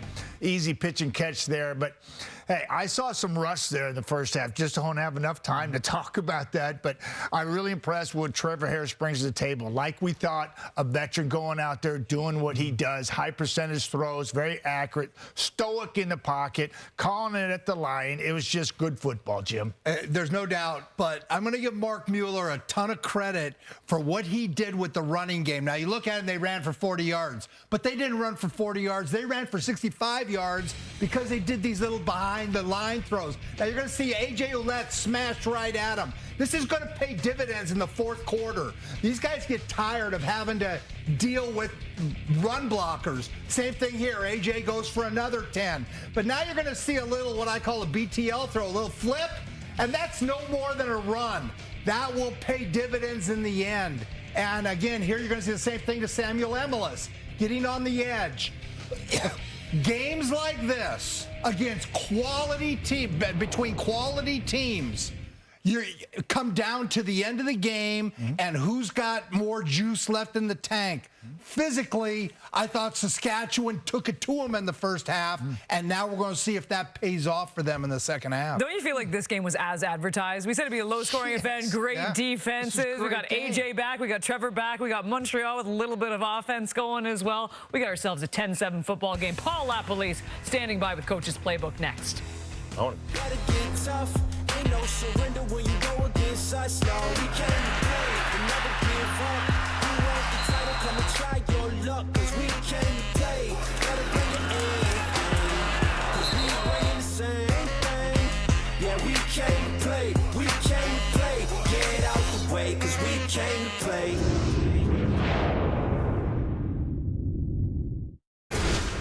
Taking a look at the halftime tackle leaders, Malik Carney for Saskatchewan up there with 4. He's got 1 sack as well. Nafis Lyons leading for the Owls, and we talked so much about Roland Milligan in that pregame. He's already at 3 with a couple of other guys, and with more on this Sask defense. Let's get to Paul LaPolice and Coach's Playbook.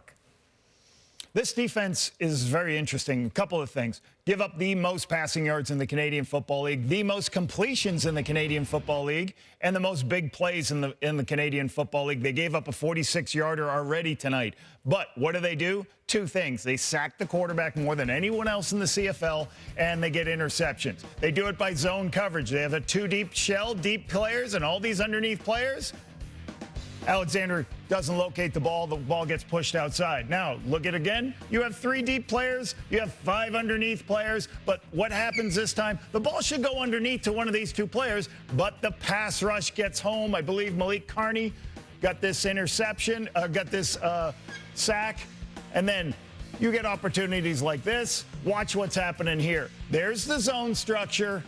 And Davis Alexander, what does he do? He uses his legs, starts to create, tries to break the zone down. Roland Milligan, watch, he has recognition that they're running and basically follows the receiver, picks him up man to man. So the things that's important, takeaways, sacking the quarterback, this defense does it great. I love what Coach Barker talked about. Hey, who's going to be able to control the line of scrimmage in the second half? You know, who's going to get that run game going?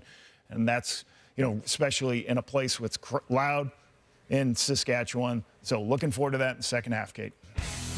Great stuff as always, Lapo. Let's get you back to Mosaic after this. We got a great football game on Friday Night Football. Alouettes up 10-7.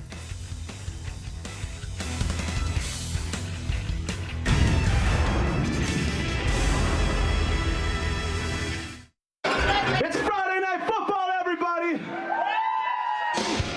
Well, we're all pumped up to party, and we're ready for a fight. Come on, kick back, relax, watching Friday Night Football. Well, the CFL football game is up for grabs. It's Friday Night Football tonight.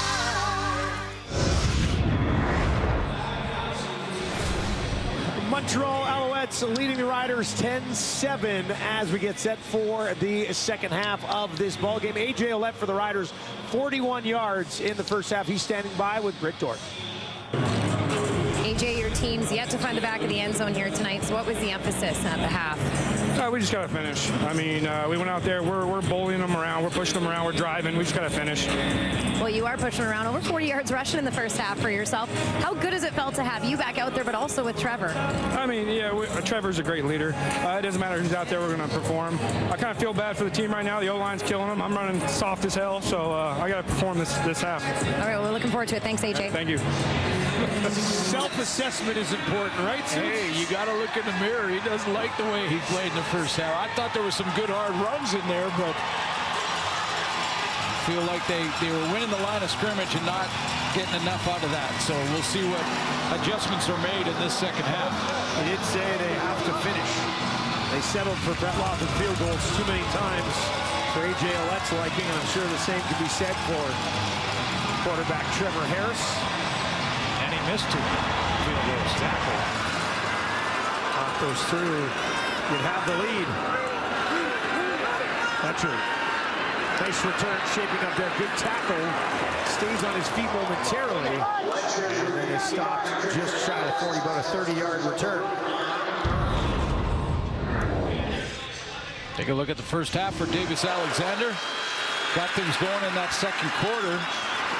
Again, was showing us a little bit of his ability to escape and find different throwing lanes, different throwing angles for his arm angles. This was the big play that got them on the scoreboard. And then right at the end of the half, set up the field goal to put them ahead.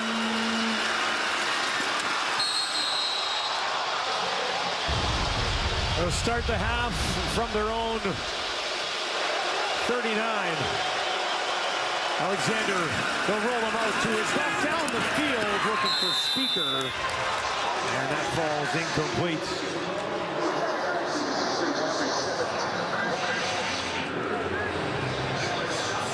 Interesting, the guys talking the panel about the quality of the two defenses out here. That we would probably see a low-scoring game and winning the line of scrimmage and all that fun stuff. Which team has the big play, the big turnover that might be the difference maker? Fletcher stands in to the right of his quarterback. Three options further out to his right. Fisher coming up the middle, trying to escape it, gets a throw off, but it falls incomplete. And that'll be a quick 2-and-out here for the Alouettes. Well, Jason Maas wanted to try and get a drive there because they won the toss and deferred to the second half, so they were going to get the ball in the second half. They finished the first half with a field goal to take the lead at 10-7. So the idea is you get the ball next because you won the toss, drive down and turn that 3-point lead into a 10-point lead. But the Rider defense had a different idea. Zima drops one in there. Alford takes it at the 21. Mario Alford looking for some space on the near side. Waiting for a block. Does not come. And he is wrapped up and taken down after a 12-yard return. So A.J. Ouellette did a little self-evaluation at halftime and told Britt Dort that he was running soft. Let's take a look at what he considers running soft in the first half. Like, right? If this is soft, can't wait to see what he's got in the second half. I mean, there's some pounding going on down there. 8 carries.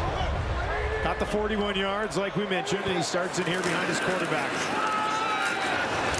Race up the middle. Sankey meets him just beyond the line of scrimmage. Boy, he took on that hit too. I mean, two great players meeting at the point of attack off the right side of the offense, and he just wanted to just get that physicality started by lowering the pad level, and Sankey said, go ahead, I'll take that on every day. Two great players battling. There's a high price to pay for, what, 3? Yeah, 2. They only gave him 2. Here's Harris throwing down, and he has a man outside the 50. Drops it in there for Johnson. Second catch of the game for Keyshawn. Yeah, I like how Johnson, he's going to run this curl and then take that little step back. It's very subtle, but it's a step back when the ball's about to arrive. Just a little bit of a step. Make sure he cuts off an angle from Cosby coming out from inside out. Maybe get a chance to get a hand on that ball. Harris is 14 of 20 for 167 yards. Moving bodies around here. They'll hand it off. Right up the middle again. And A.J. Ouellette gets. He got under Sankey that time. Gave him 4 yards on that first down carry.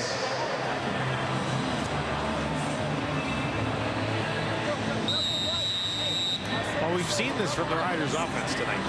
They've moved the ball relatively well. It's the stalling and having to settle for field goals that's killed them thus far.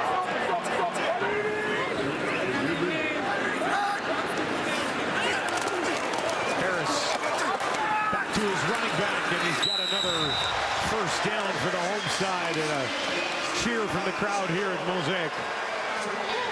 Great read here by Trevor Harris to really quickly understand that it's three-man pressure. Go ahead and run it for a second, and you'll see, okay, stop it there. 1, 2, 3. Three-man pressure, so he knows that the check down is going to get him the first down. He just takes a look at one play, and then bang, right to the check down. Was all they needed, and they got it. Down to the Montreal 42.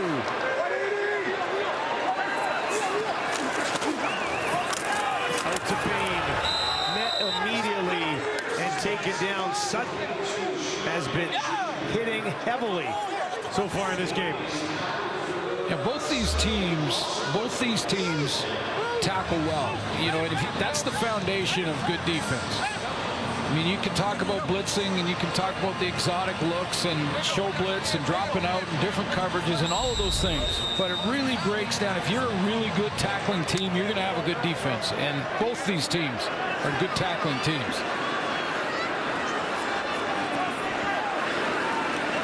Still need the full 10 here. Let out to the right. That's where they go. He brings it in. Up to the 35. Almost stretching out. And he got close to the first down. They're going to mark him about a yard shy. That's a little slow to get up here.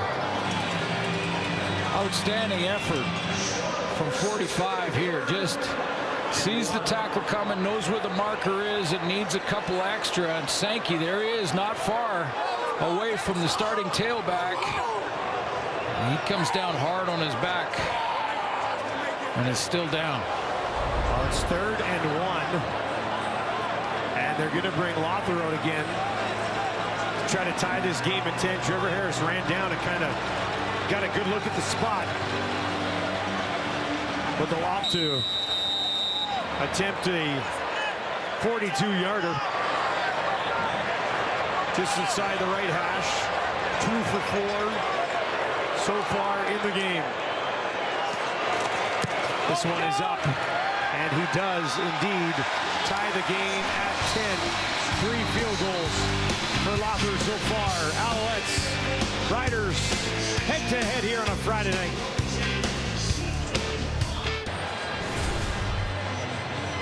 Well, I think this is pretty good for Roland Milligan. First in interceptions, first in pass knockdowns, second in special teams, and second in total defensive plays. Impressive. Yeah, outstanding season he's got going. I mean, this is year 4 for Roland Milligan. Some injury issues, too, that he dealt with, but first 24 games, 3 picks. Last 7 games, 6. Cranking it up a notch. Intercepted. Randall comes over to head out, and he's able to haul it in. That went for a yard, if you can believe it. Milligan almost picked it off. Well, no matter what happens, go to the ball. I mean, and that's what Milligan has been so good at. He's just trusting his instincts, breaking on the ball and playing the play. Sometimes he'll break out of his coverage and just go to it. There's the quick throw. He's right there. Should have had the pick. I mean, he's battling with Reggie White there. And watch this, just sitting there. Didn't even backpedal. So go ahead and try to throw that little curl. I'm getting it. Rambo saved the day for Montreal. 2nd and 9. They'll bring pressure. Completed. First down. Great effort by Rambo. Alexander wasted no time gunning that ball out of there with pressure in his face. That's exactly right. And for a guy in start number 3, that's great recognition. He knows he's got blitz. He's got pressure. The pocket's collapsing a little bit. Stood in there and delivered a strike.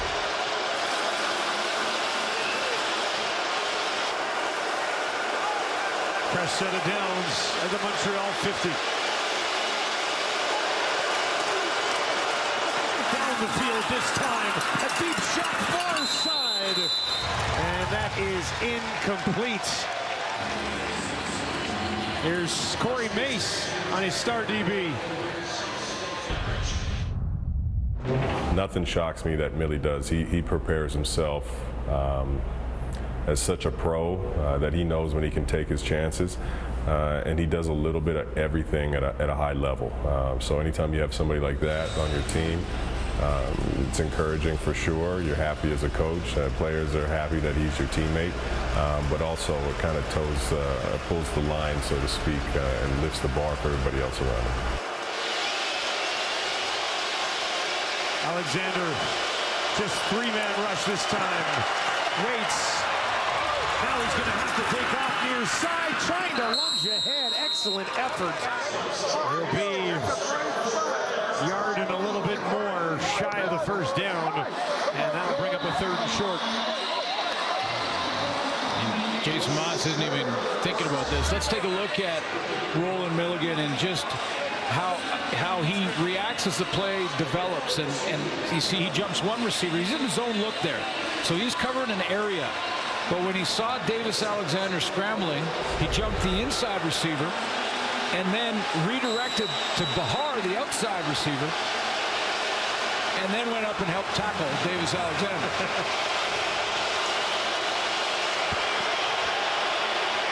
Now Davis into the game.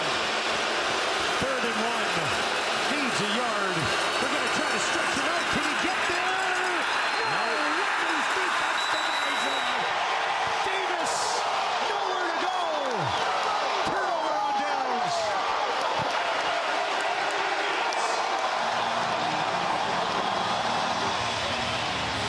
He's been so good at it for such a long time. Could not find a hole. Thurman first to get him.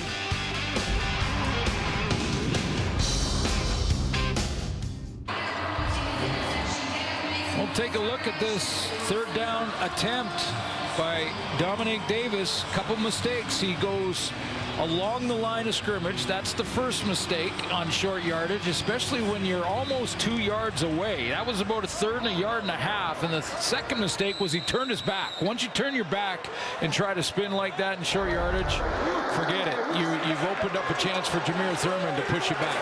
Great field position here for Harris.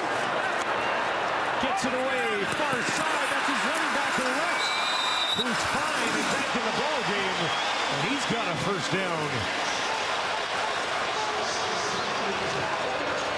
A bit of a limp from A.J. Ouellette, but he's gotten it out right now. He goes out to the flat immediately, and Trevor Harris tries to climb the pocket. Sees him out there just kind of fly and die on the sideline and finds a hole. 30 yards through the air. Now 34 for Ouellette. Trevor Harris is over 200 yards passing. Riders have been held out of the end zone so far, though. They won't give the Montreal 41. Another first down. Helmet off. Held on to the ball. Did Dante Myers. If Dante's hair's not happy, he's not happy. But his hair's happy on this one. It's a good thing his helmet came off after the catch. He's going to come in the inside route here, just in between, again, that tight window. Good timing there, and then the tackle by Dequoy. Helmet comes off. He can't participate if it came off a little earlier than that.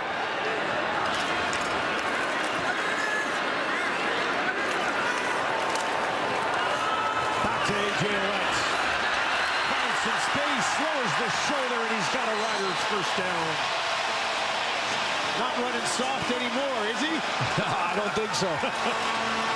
You know, it's interesting, too, that they were looking, I'm sure they looked at the tablets at halftime, and they're looking at the running plays. And interesting that A.J. Ouellette said that his offensive line, again, this is the part that I was real curious about. With all the changes they've had to make and moving Furlan out to tackle and playing the rookie Nick Jones, but he thought they pushed him around in the first half. And this has been an excellent drive for the Riders. Within striking distance now from the Montreal 15. Back to A.J. Ouellette again. Short pickup this time. He's now, with that, over 100 total yards of offense in this game on the ground. And through the air. Right here, boys. Right foot either.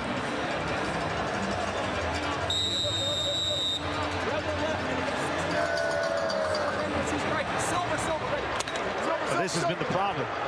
They've got to this area, and then on these... Well, the Montreal defense is the problem. Yeah, that's a good point. Montreal's defense likes to stiffen up here, don't they? Yes. Empty backfield for Harris. Looks towards the end zone. Touchdown, Riders! Keyshawn Johnson's first in the Canadian Football League. Couldn't come at a better time.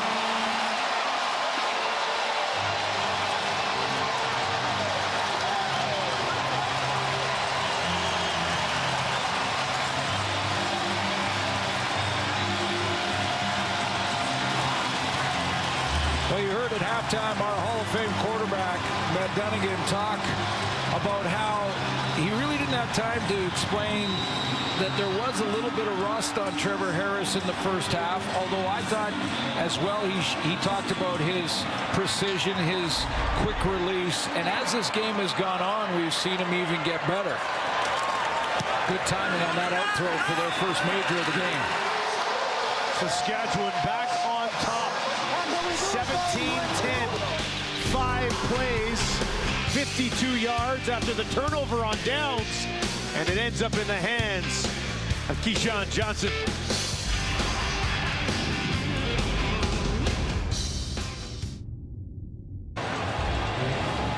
Great throw and catch for Keyshawn Johnson in his first touchdown, but I want you to take a look here at Wesley Sutton, who's in coverage. He has inside leverage on this man-to-man look, and he has Dequoy as a safety, so you see that inside leverage. He's playing inside shoulder, and he has the safety to help him in the inside. So he needs to jump to the outside shoulder. When Trevor Harris sees that, bam, throw and catch, first touchdown for Keyshawn Johnson. He's got one. We said he's been ramping it up a little bit lately. Dante Myers as well. Lots of different weapons in this Riders offense. Return here to the 30 and no further in the hands of Letcher. The rookie has found the end zone. I'll keep this thing going. Can't wait to get home. Well, both of these teams have been great so far in this turnover ratio. Saskatchewan already with 2 tonight for 10 total points on turnovers. For more on that, let's send it down to Britt Dork. Yeah, and you know who I'm actually going to point to? Jason Moss on the other side of the ball, because he was the one who told me this week the teams with the best records always have the best turnover ratios, and he said that's something he's been emphasizing with his team this year. And obviously it's been working out. However, in this game, it's Saskatchewan who's been the dominant team. Corey Mace has been known for that in his defense all along this season. And when you look at Roland Milligan, who's leading the league in interceptions, I asked him about this defense and the way that they have been able to make forced turnovers. He said it doesn't shock me. Kind of what Corey Mace said. He goes, we know where we need to be, and we watch a lot of film. And clearly it's paying off, guys. Paying off tonight. Yeah, well, both these teams are great at it. And as Britt showed you, they +2 for the Riders in this one tonight, so that drops Montreal down to +7. Alexander down the field, drops it in there neatly for Rambo, and that's a big pickup on the first down of the drive up to midfield. Davis Alexander's had this throw a couple times. He missed it 2 series ago, but this time he sets his feet a little bit better and just puts the whole body in that follow through, gets it right out there to Rambo on time so he can turn up and get a couple yak yards. Rambo having himself another excellent game. 5 catches for 72 yards, working against Amari Henderson on this play. And that into a tight window is complete and held onto to the fullback. Alexander zipped that one in there, didn't he? Yeah, he's trying to avoid the turnovers, and we talked to Jason Moss about those turnovers that Britt just mentioned, and they actually practice it. Sometimes, I asked him, it must be kind of difficult to practice punching the ball out on your own receivers. I mean, what if a guy jams a thumb or something like that? He said, oh, no. We practice it. If you're not happy with that, or if you're not good with it, you're not a good teammate, period. They practice ripping the ball out of your hands. They need 3 more yards here. They've got it. Back to Rambo. He found a little bit of room. He'll take it down inside the 30 before he's thrown down heavily by C.J. Rivas. Getting Rambo involved. A couple real good throws from Alexander, both to Rambo. Well, that's just a great play to spin out of that tackle, too.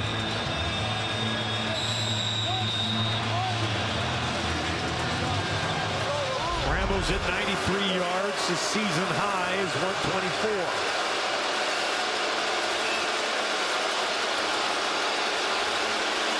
Four options to the wide side right.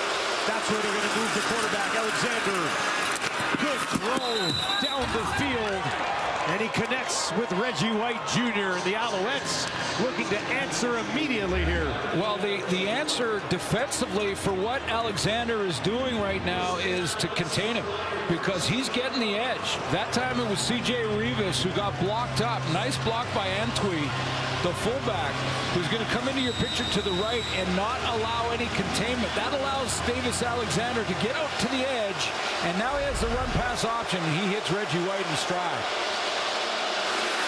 Alexander's 4 of 4 on this drive. He's got 230 yards passing in the game. Looks to his left. Pressure coming. Goes towards the end zone. Henderson stepped underneath. Took it away from Rambo. Second down. Let's go. What's going on here? Hey, first of all, Alexander feels the pressure. They got a free blitz coming off the edge to Alexander, and he times this throw up really nicely. The blitz is coming from this side. So Alexander feels it after the play action and knows he's only got another second to throw it. He gets it out there. But how about Amari Henderson? Because from that deep zone look, he goes right to the football and knocks it out of there in time. That's Carney coming off the edge. Second and 10. Riders are going to bring some pressure. Alexander in trouble. Taken down. Sanders finished it.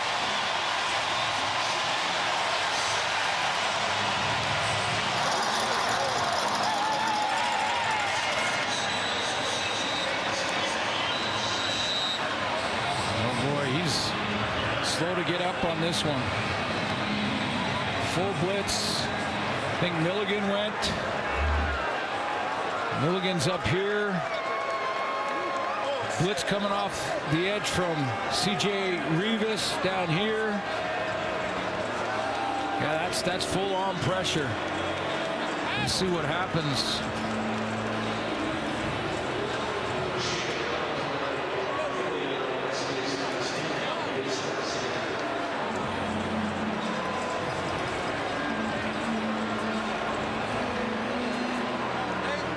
Full weight there of Caleb Saunders. Hopefully just maybe knock the wind out of Alexander here. They've sat him up. Cody Fajardo just back on the roster, warming up on the sideline. He's going to be okay.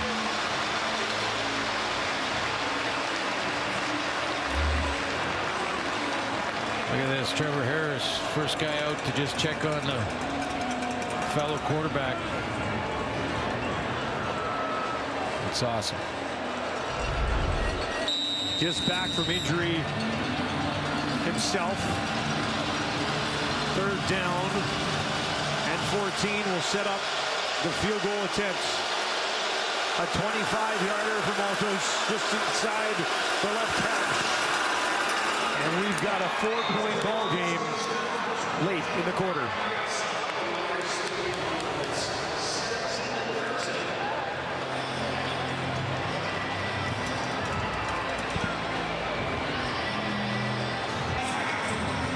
Look at that moon tonight.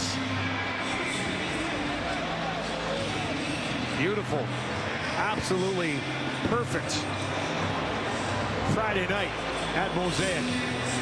Oh, you got a 4-point game going into the fourth quarter. We'll take it. We'll take it. First in the East versus first in the West.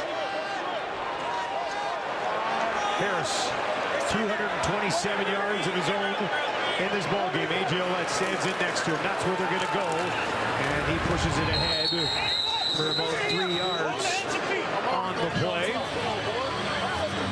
And that's going to do it. 15 minutes remain. It's going to be a fabulous 15. Don't go anywhere. Friday Night Football between the Alouettes and the Riders coming down to the wire.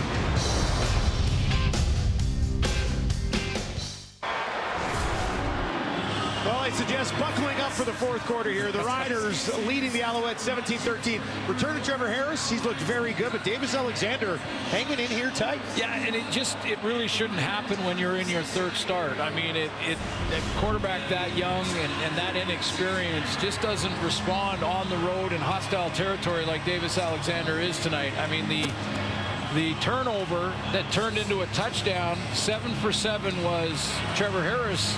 Davis Alexander gets the ball in the next series, drives it down to a field goal to make it a 4-point lead. So takes a lot of that momentum away from not only the Riders, but their fan base here at home.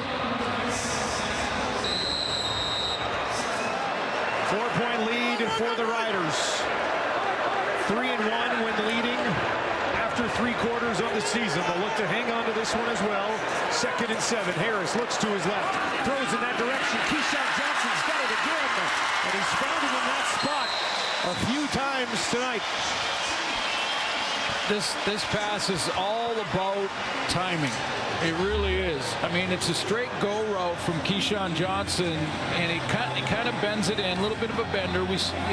Justin McInnes's route, I've been calling that this year in BC, but Trevor Harris has that great timing just to wait till he clears the linebacker and hit him just before the DBs arrive. Now from the Montreal 42. They hand it off to A.J. Alouettes. And we've got some pushing and shoving here on the near side. And they'll eventually separate Emelis and Afees Lyon. Well, the last time these two teams met, Mark Mueller, the offensive coordinator, went away from the run in the second half. When Davis Alexander entered the game, which is his first real action, led Montreal to the come-from-behind win. We put a couple of touchdowns on the board right away, and the Riders went away from the run. They're not doing it this time in the second half. Trevor Harris perfect in the second half so far. Gets this one away, and that will go for a first down as well, as he goes back to the other side of the field to Dante Myers. You know what I like about Dante Myers? He doesn't look like a very big guy, and he's not. He's 5'11", 186, but this guy's tough. He's taken some hits. I mean, he just goes down in front of 4 defenders, and that's a wise move, but he has taken some big hits. He plays big.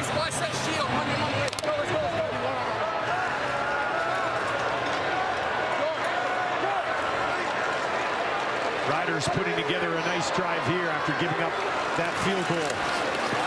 Nowhere to go this time for A.J. Alouettes. Beverett hanging on his back. Still managed to at least pick up a yard or 2 on that first down carry. Well, I was tracking in the first half. Tyrese Beverett and what they're asking him to do. Like, is it just that he can freelance? No, it's not. 7 times he was in coverage. 6 times he was blitzing. 8 times he was reading and reacting. So basically playing like a linebacker. But he was around the ball 15 of those 21. He's an active defender. Let's just say it. Here's Harris. They're going to bring some pressure in his face. Goes over the middle, and it's dropped into the hands of Sean Bain Jr., and it bounces right back out. Well, a couple words there for the Alouette defender. Let's take a look and see what Trevor Harris saw. He saw the blitz coming hard from that left side and felt like he didn't need to take that hit.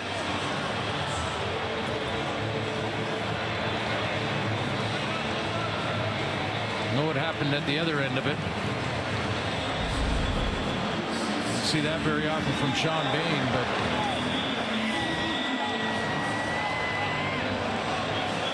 they're back in. 3 of 5 tonight This one will be a 38-yarder to restore a 7-point lead for the Riders. And that is up, and it is wide right. His third miss of the ball game. And this will be brought out by Letcher. Letcher takes it back to the 20, turns it upfield, and now he's got to the 40. Can they track him down? I'm not sure. Midfield, and the race is on. Letcher to the 30, to the 20. See you later. House call Letcher, and the Alouettes go on top after another Lother miss.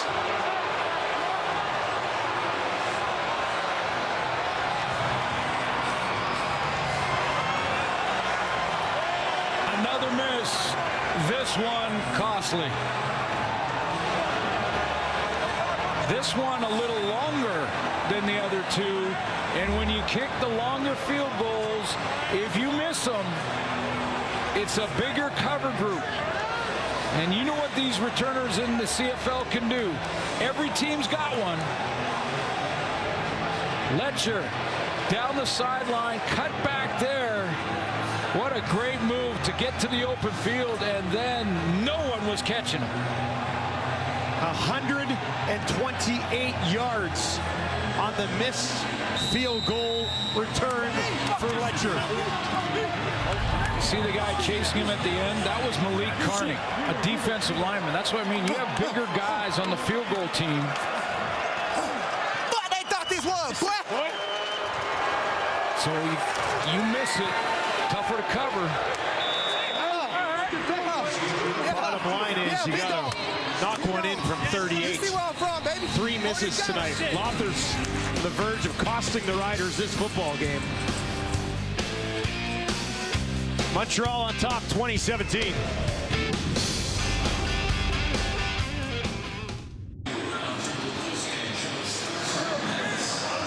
Oh, what an effort from Letcher. Misses tonight for Lowther were 30, 43, and this one 38. And Letcher, that little beginning of that return where he took off to the left towards the sideline, that drew the coverage that way, and then the cutback all the way to the middle of the field. Just no one could catch him with the angles. And again, you got some big guys trying to block for the field goal so they don't get it blocked, including Malik Carney, who's not going to catch Letcher in the open field. Lother, 3 misses tonight. He's 0 for 3 from beyond 50 this year. It's 7 for 13 beyond 40 coming into this game. Alouettes kicking it away a little bit closer than usual as a penalty was dished out. Micah Johnson, unnecessary roughness, 15 yards.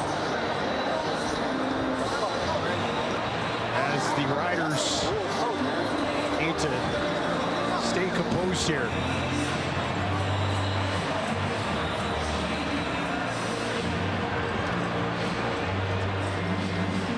Trevor Harris in his return,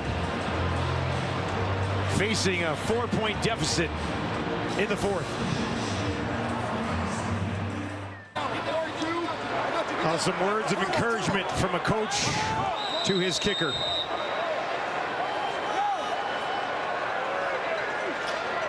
Yeah, reminding Brett that it's a 4-point game. Lots of football to be played. And I guarantee you at some part of that discussion, he said, and we're going to need you. We're going to need you to make one. So just let it go and move on. I saw Trevor Harris in the break also go over to Brett Lowther and give him a few words of encouragement as well. Rakovic, first catch of the game. Gave him 8, 2nd and 2 here. A.J. Ouellette waiting for the ball. They fake it near side, and that is held onto. Strong hands from Dante Myers, and then he's taken down by the Peace line. Seen a couple of hits, couple of ragdolls, and strong hands. That ball got there just in time for Trevor Harris. I think the high snap from center threw the timing of this play off just a little bit. And we've seen what just a small slip can do to timing. Just a little bit. on the first down. Montreal side of the field now, trailing by 4. This time they'll hand it off. And Roulette finds some space. Eventually taken down by Moultrie. Nice bounce outside for him there. He's getting up slow in this second half. He's been banged up, hasn't he? Well, he took the hit down on the sideline, the Rider sideline, when he got thrown up in the air. He dove for that first down and got spun around by Darnell Sankey. Landed pretty hard on his back, so Alouette is gutting it out right now. They gave him 6. They'll need 4 more. Harris. Keyshawn Johnson again. Broke a tackle. Takes it down to the Montreal 35. 5th catch of the game for Johnson. He's over 80 yards. Go ahead and try and take A.J. Alouette out of the lineup. Go ahead. Go ahead and ask him, Dustin. Just say, you know what? We're going to take a rest. Go ahead and try. I'm not asking. No chance. Missed 3 weeks. Back in this game. 8-13. No way. He's not going to be out there.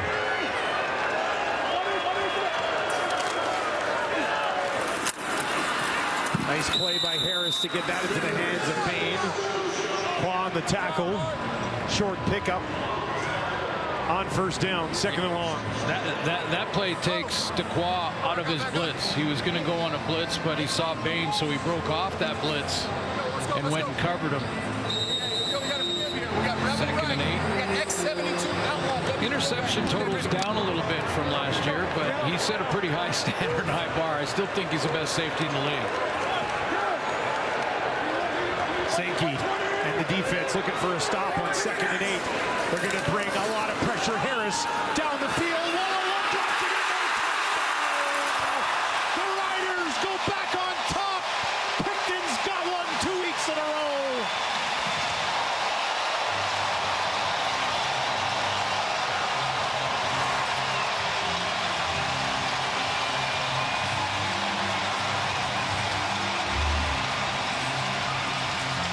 Adversity hits, a missed field goal turns into a long field goal, return touchdown for Montreal, but the veteran quarterback, ice in his veins, says, don't worry about that, Brett. We're coming back. We're going to go back and score. And how about you kick the extra point?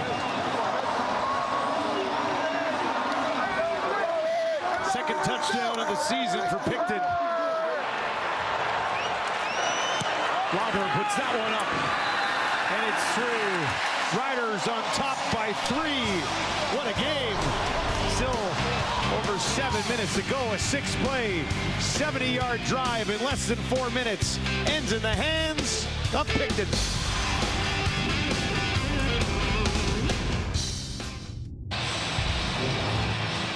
Picton, nothing fancy about the route, just a straight go route, and the Fees Lion is playing off in kind of a cushion coverage. And watch when the ball's about to arrive, he tries to flip his hips the other way, stumbles, and away goes Picton. Look at the block at the other side so that Trevor Harris can throw it. That's Keyshawn Johnson, got his first touchdown tonight in the Canadian Football League, and he picks up Tyrese Beverett on the blitz to allow his quarterback to throw. Picton's at the other end. Another misconduct penalty against the Riders, so they had to kick this from their own 15. Letcher on the far side, broke a tackle, made a move, and will not escape. But look at the field position for the Alouettes. Almost right at the 50. There's something interesting that Thomas Bertrand Houdon is wearing. You see up here his helmet. Now, in both leagues in North America, the league's offices are basically recommending they would like to see more players wear these guardian caps, they're called. They wear them in practice all the time, and it's going to just take, a slow evolution for them to do it. I'll say it. It doesn't look as silly as I thought it would. No, I think it looks fine. Barely even notice, really. Alexander in trouble, and he's taken down. A loss of at least 5. as the Riders defense, all sorts of problems. Miles Brown, Malik Carney in that defensive line. Yeah, that was just a complete collapse of the pocket. And that's when you know you have disciplined pass rush lanes, when all the lanes are covered up. No escape lanes for the quarterback. Even a quarterback like Alexander, who's showing that he can escape. Cut down the lanes, collapse the pocket. Fourth sack of the ball game for the Riders. Second of the game for Carney. Just 3 on the line this time for Saskatchewan. Second and long. Alexander has time. Tries to go to his running back. No. Thurman gobbles him up the moment he catches it for a loss and a punt.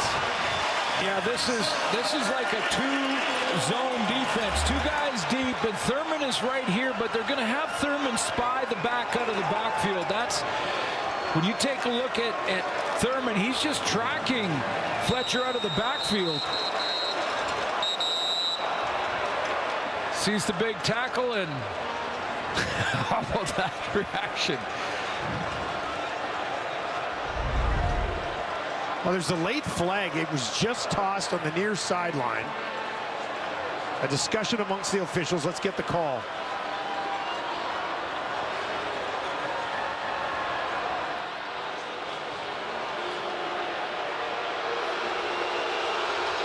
Objectionable conduct.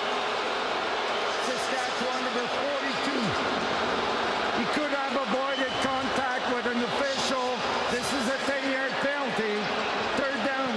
Adam O'Clair contacting an official.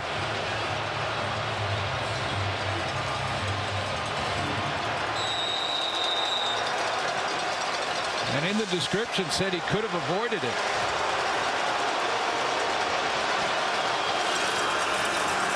So 3rd and 6, still punting. They'll let it fly. All 3 weights. Does he have something special up his sleeves? Not this time. 48-yard kick. Short return. 5:20 on the clock. Trevor Harris looks to seal this one away with a big drive.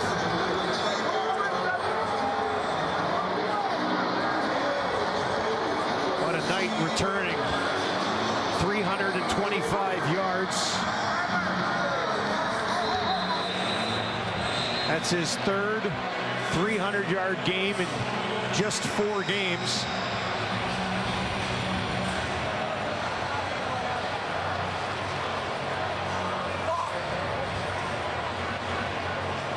That's Picton down. That is Picton. Picton's down way out at the Alouette 50.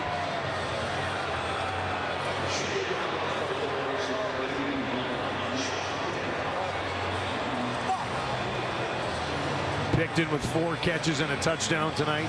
Baines got 5. Johnson's got 5. Myers has 7. It's been a quiet night for Emelis, but it just goes to show the overall strength of this receivers group. Emelis leads the team in targets, catches, yards, but hasn't been involved much tonight. They've still put up 24. Well, Trevor Harris is going to read the defense, go through his progressions, and throw it to the open man. That's what the veterans do. So the feature receiver can change depending on what the defense is doing. Harris 14 of 15 in the half, and the only pass that wasn't completed was a clear drop from Bain. Yep. Doesn't look like he's missed a beat. This drive will start on his own 16. Alouette's defense so good all year. Is there a big play waiting somewhere? They'll hand it off. There's one. Yeah, Alouette not even back to the line of scrimmage. And Evan Berglund got that one, and he got that one. That's Noel Thorpe's group. Now, usually in these situations, one of 2 things. They're either going to send pressure, and on 2nd and long here, different exotic-looking defensive look for Trevor Harris, or look like they're going to do it, load the line of scrimmage, drop everybody, and send 3. 2nd and 11. A stop here. Montreal will get the ball back. Tons of time on the clock. Harris near side. That's complete. Trying to push it ahead. Not going to work.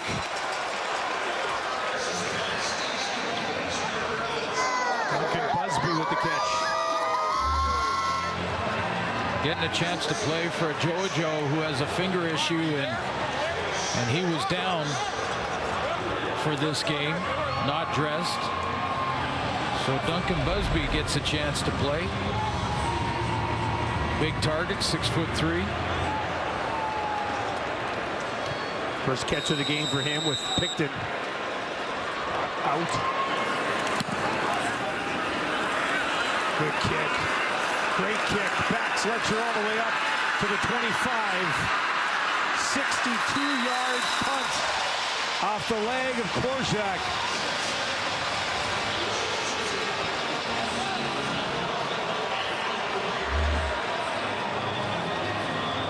Yeah, this is such a big kick that Letcher has to retreat about 20 yards to corral it. Those returners like to catch it moving forward, so their vision is downfield. They can see where the hole might be developing.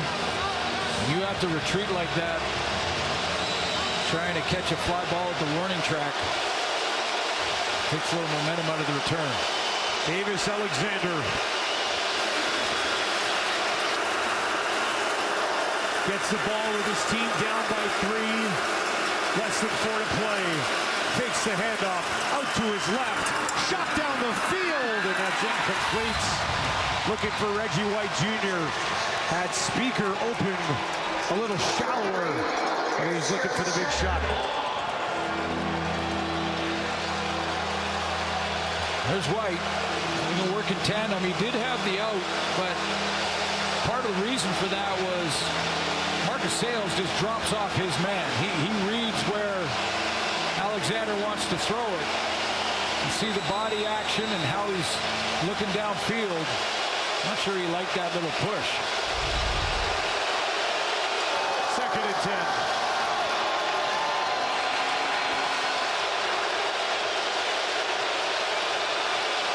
Four-man pressure. They get there. Ball pops out, laying there on the field, and they'll blow down. Not a lot of time for Alexander, and the Alouettes will have to punt it back the other way.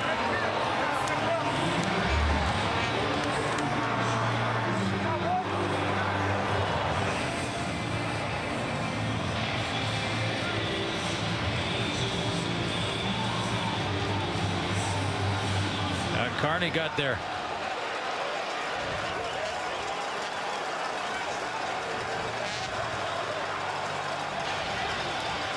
Micah just getting his hands up in the throwing lane, and Carney got there. Smart to keep his head out of the way. It's an incomplete pass. It will be 3rd down. Left hand came around late to the face mask area. And the ball was already out.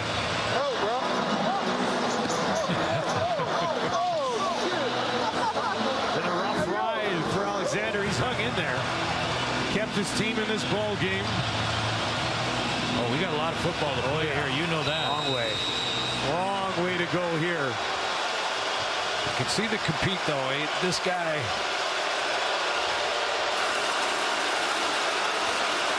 Mario Alford waits back in front of Pill Country. Zima set to kick it away. So hang up there. And bounces out of bounds. Another late flag on the near side of the field.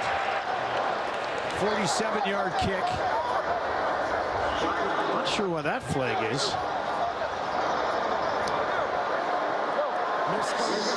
Penalty. Montreal number 26. This is a 15-yard penalty. 1st down. That's Beverett.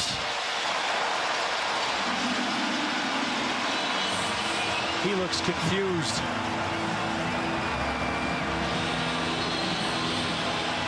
They may have got, by the look of Beverett's expression there, they got the wrong number possibly. Yeah, he looked like it. He's like, what are you talking about? After the penalty, the Riders have it on their 40. Clock ticks down to 3 minutes at Mosaic.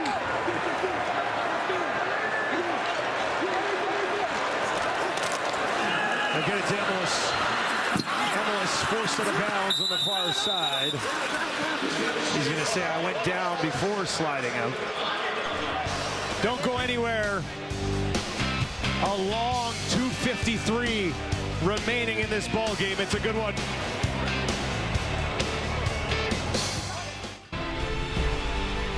CFL action on TSN continues tomorrow as the Elks take on the Tiger Cats out in Hamilton. 7 o'clock Eastern, 4 Pacific, only on TSN. We're only halfway home on the week. Not even yet. We still got a long way to go in this one. 2nd and 5 for Harris and this offense. A.J. Ouellette will come back in now to his quarterback's left. And there's flags everywhere on that one. Might have been movement on both sides of the line. Legal procedure. Saskatchewan number 62. 5-yard penalty. It remains 2nd down.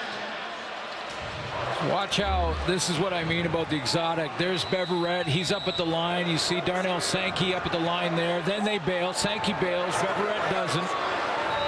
Arku will drop out as well. And then they show up again.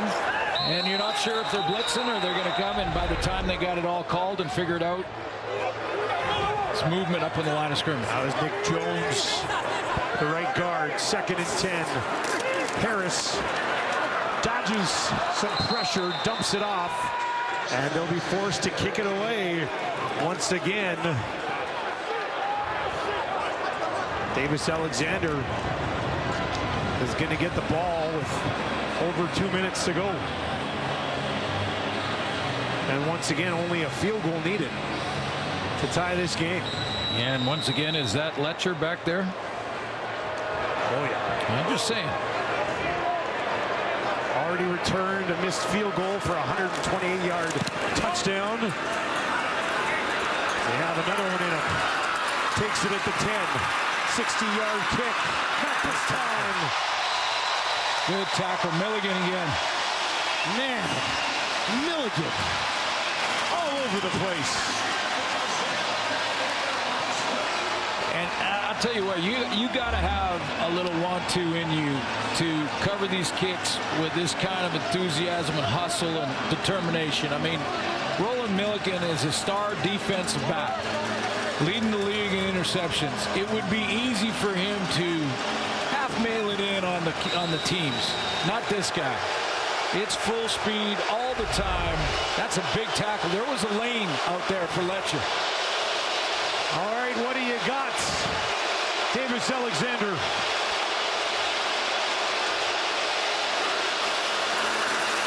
Gets that one away.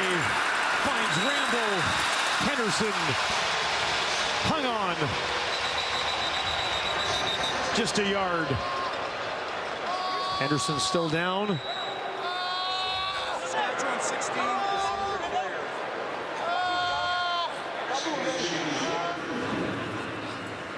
You hear that cry of pain. He'll come out to take a look at him.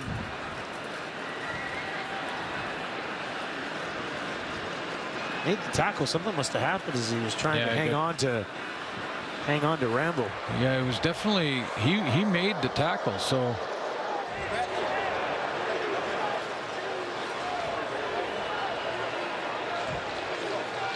fifth tackle of the game. He's got a couple of knockdowns as well, does Henderson. Let's take another look at this tackle and see what might have happened. Looks like they're working up on his shoulder and chest area. okay, head looks good. Push back a little bit there, and then he lands on top of Rambo. Didn't see any like sort of twisted knees or anything like that.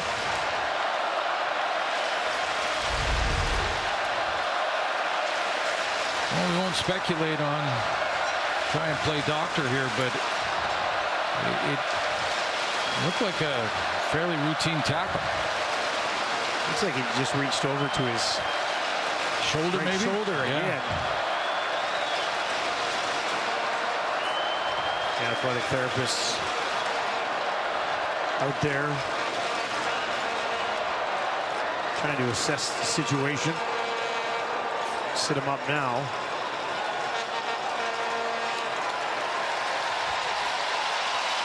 See him squeezing his right hand there.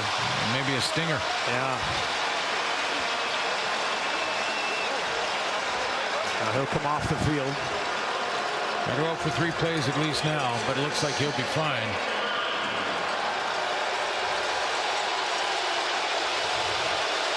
Dalkey will slide in. Lacombe will slide out to the field corner and play next to Roland Milligan. Jaden Dalkey at safety. 2nd and 9.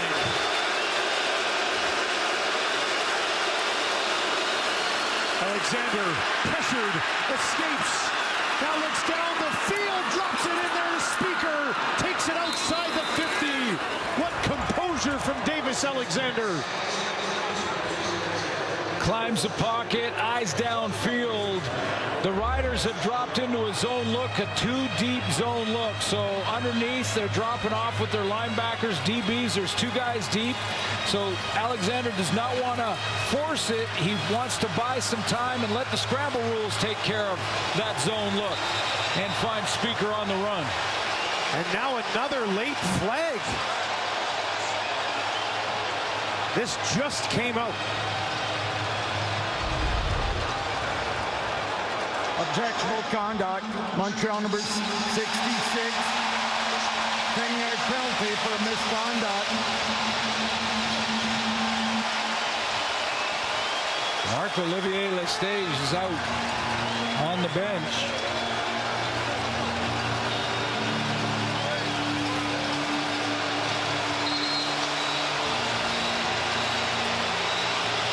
Been a bunch of those in this second half. Stuff going on after the whistle.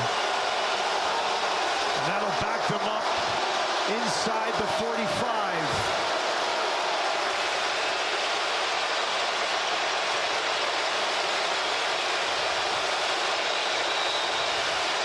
Field goal range definitely within grasp, but over 2 minutes to go. Riders pressure, shot down the field. Rambo goes down, working against Sales. We've got a great look at it, so you'll get a chance, and so will Jason Moss.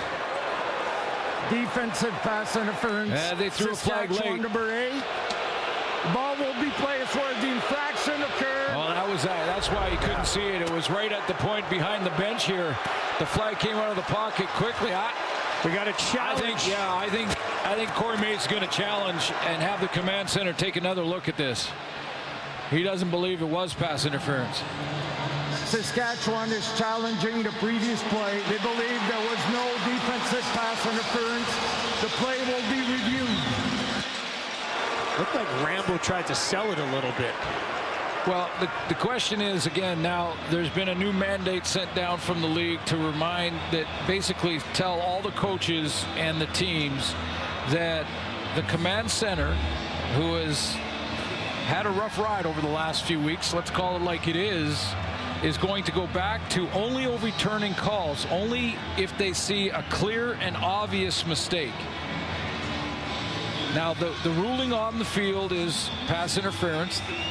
Official felt that Sales pushed Rambo over, and I'm with you. It looked like he kind of did that on his own in a lot of ways. There was some contact there, but it was almost a riding with the hand. I didn't see Sales trying to impede Rambo to the ball, or really aggressively push him down. I think they were just running together. They were running together. But the mandate is now to kind of reset the command center and say, we're going back to where only clear and obvious mistakes will be overturned. Well, they had a look at it. Let's get the ruling. After review, the ruling on the field stands. The ball will be placed at the 37-yard line. First down, Montreal.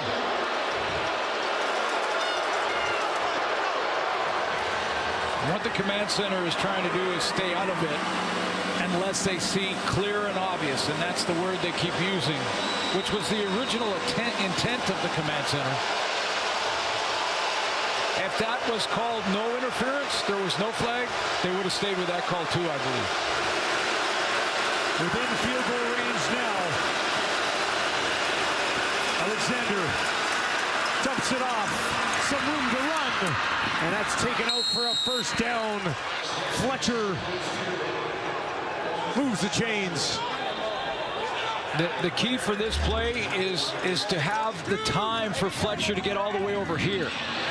And that means that Alexander's got to hang on to the ball. He knows the pocket's collapsing a little bit. He feels some pressure, but he's got to wait till Fletcher can clear out. Get beyond that middle linebacker spot. Out on the edge. 7th catch of the game for Fletcher. Antwi in to the right of Alexander. Fletcher to the left. 1st and 10 from the Rider 25. Antwi takes the ball. Can he find some space? Not going to happen. Back to the line of scrimmage. No further. Yeah, he took the ball and ran straight into a wall by the name of Miles Brown, who is going to step right in here, and that's the wall that Antwi goes right into.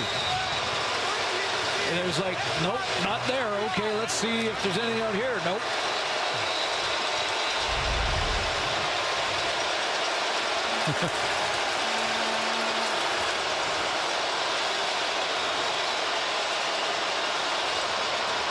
Timer, please reset the game clock to 1:30. They're going to attack 7 seconds. Back on the game clock.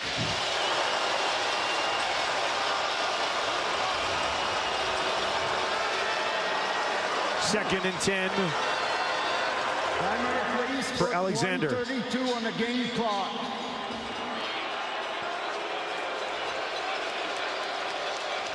Clock is set. There we go.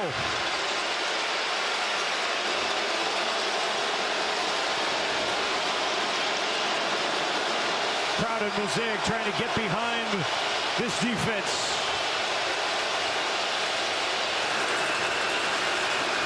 Alexander gets it away. It's Fletcher again. Gets one block, another. Makes a move. And he is close to a first down. This will depend on the spot. Might be just shy. That last play to Fletcher a couple plays ago, that was a timing one. This is quick to Fletcher, but he needs some blocks out there, and he gets it from Cole Speaker.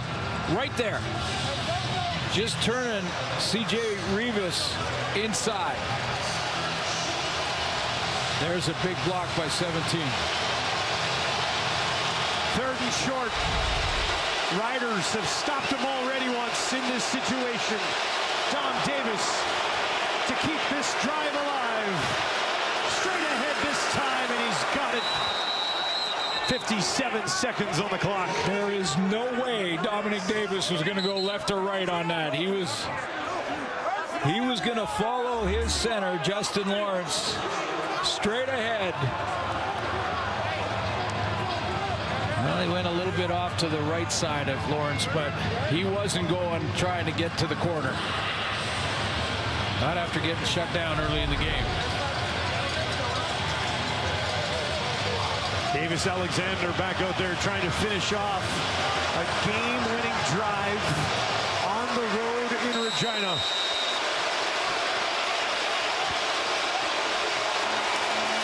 Three options, to his right, two to the wide side left. Riders, 4 on the line. They'll send 5, far side. Did that bounce in there? Did Randall get it? Ball pops out, it's picked up, and now it's going to be taken back the other way. They're trying to blow it down. Rivas is off to the races. Fields will go with them.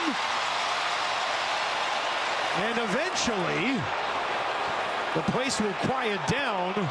The Riders bench is still saying, go finish the play. Somebody's got to sort out what's going on here. The ball has been placed at the 11. Well, let's go back and take a look.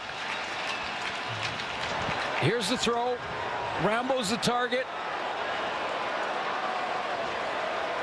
Ruling on the field.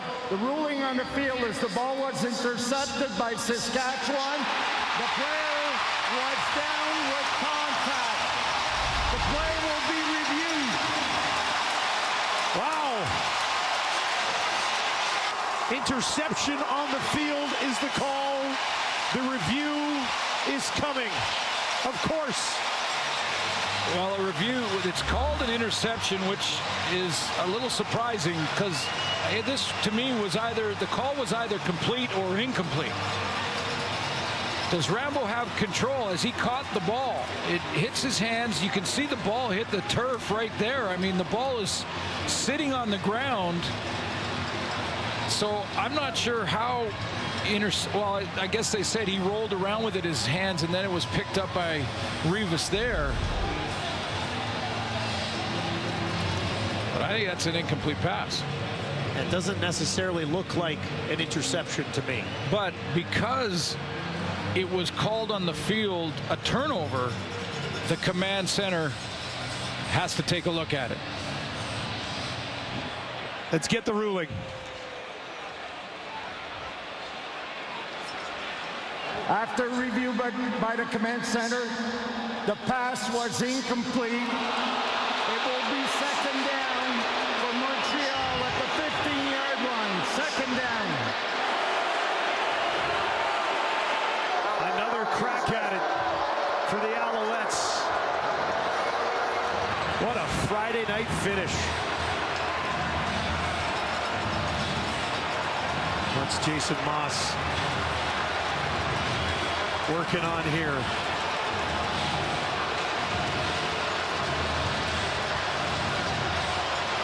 Riders fans thought they had it. Mosaic exploded. 10th play of this drive.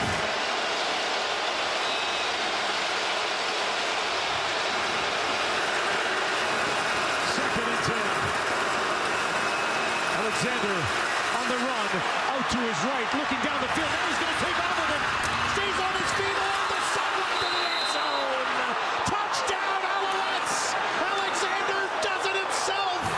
Oh, did that just happen?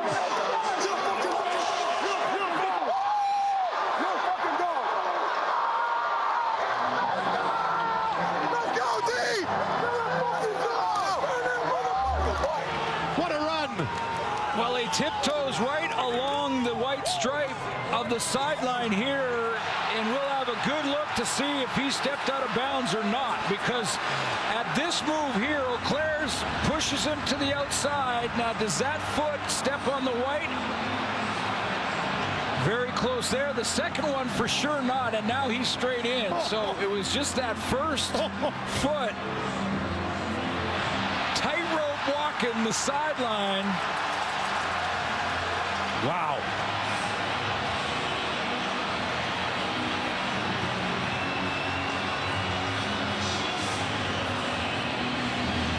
The previous play is under review. As close as it gets.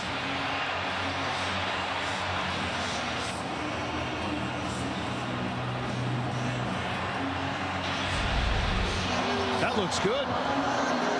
Well, you got to look and see if there's any green in between the white shoe and that white stripe. What's the call? After review, the ruling on the field of a touchdown stands.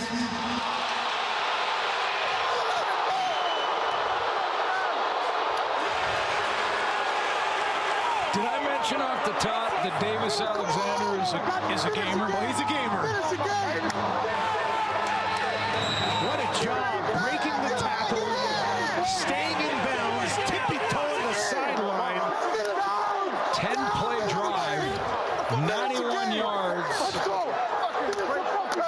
And the extra point is off the upright. What is happening? it's not over yet. Hold on. Oh my goodness. I don't believe it. Does this come down to a Lothar field goal attempt? Well, Montreal has to kick off. Mario Alford is back there in the return game. Let's take a look at the touchdown one more time. Alexander out, and how he makes three guys miss. Jameer Thurman chasing. It's kind of like a car wreck there. But here's another look at it. Three riders collide. Sales is in there. Jameer Thurman and Alexander tiptoes down the sideline. Here's the extra point. Hits the upright, so it's a dead ball. No point awarded. That's it. It's a three-point game. Mario Alford's back there. We're not done yet. The Riders have life. And 30 seconds. What a finish here at Mosaic. Just sit back and enjoy it, folks. Can't get any better.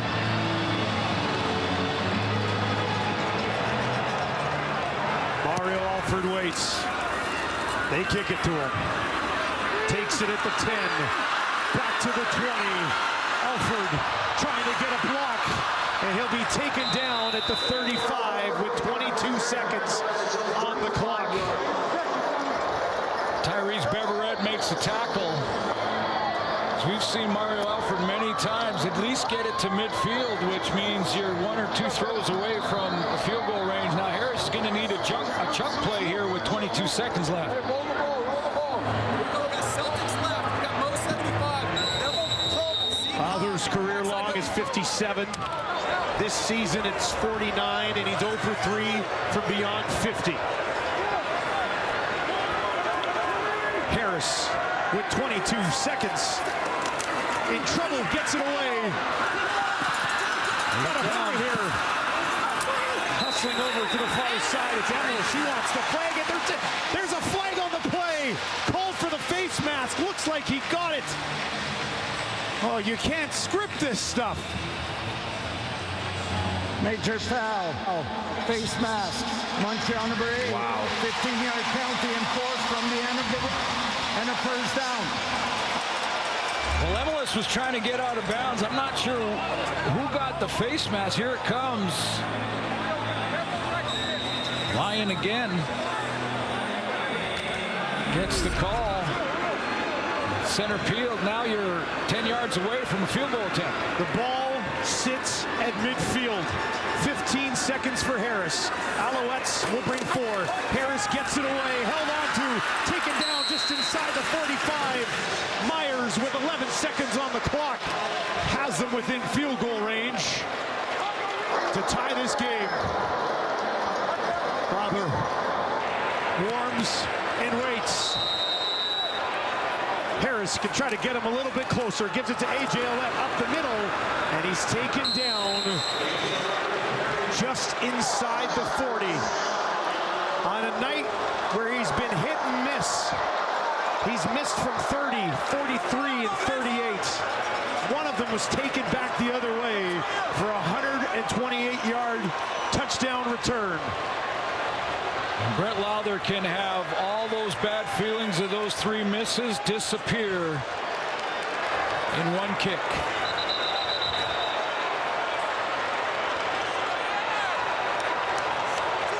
Timeout. Montreal. They'll ice him. Oh, yeah. And think about it a little bit longer. A 9-1 start hangs in the balance right here for Montreal.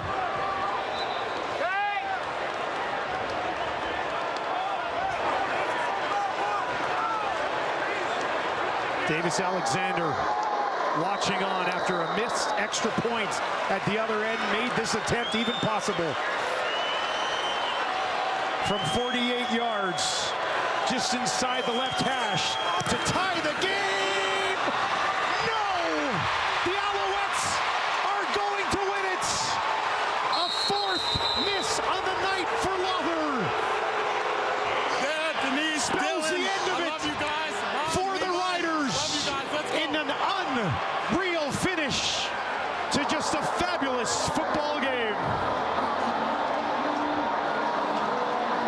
Davis Alexander was third on the depth chart 3 weeks ago. He's now led this team to 4 straight wins and is 3-0 as a starter. Let's take a look at the hold from Adam Korsak. I've looked at all of them, all the misses for Brett Lowther tonight. The holds have looked good on all of them. That one looks solid.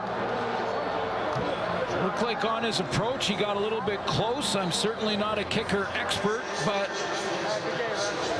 he just took a hard swing at it and pulled it to the left. Had plenty of range as far as depth goes. But that's the 4th on the night. One went back over 100 yards. You're looking at a 19-point swing in the kicking game. He missed 4, and one of them went back the other way. What a game, though. Trevor Harris returns. Throws for 355 yards and 2 touchdowns. The Alouettes 9-1. The Alouettes have found another great quarterback in the league. They've got a Grey Cup winner there as well. Unbelievable. This was a fun one. Thank you very much for joining us. Riders hanging tough, but the Alouettes remain the cream of the crop.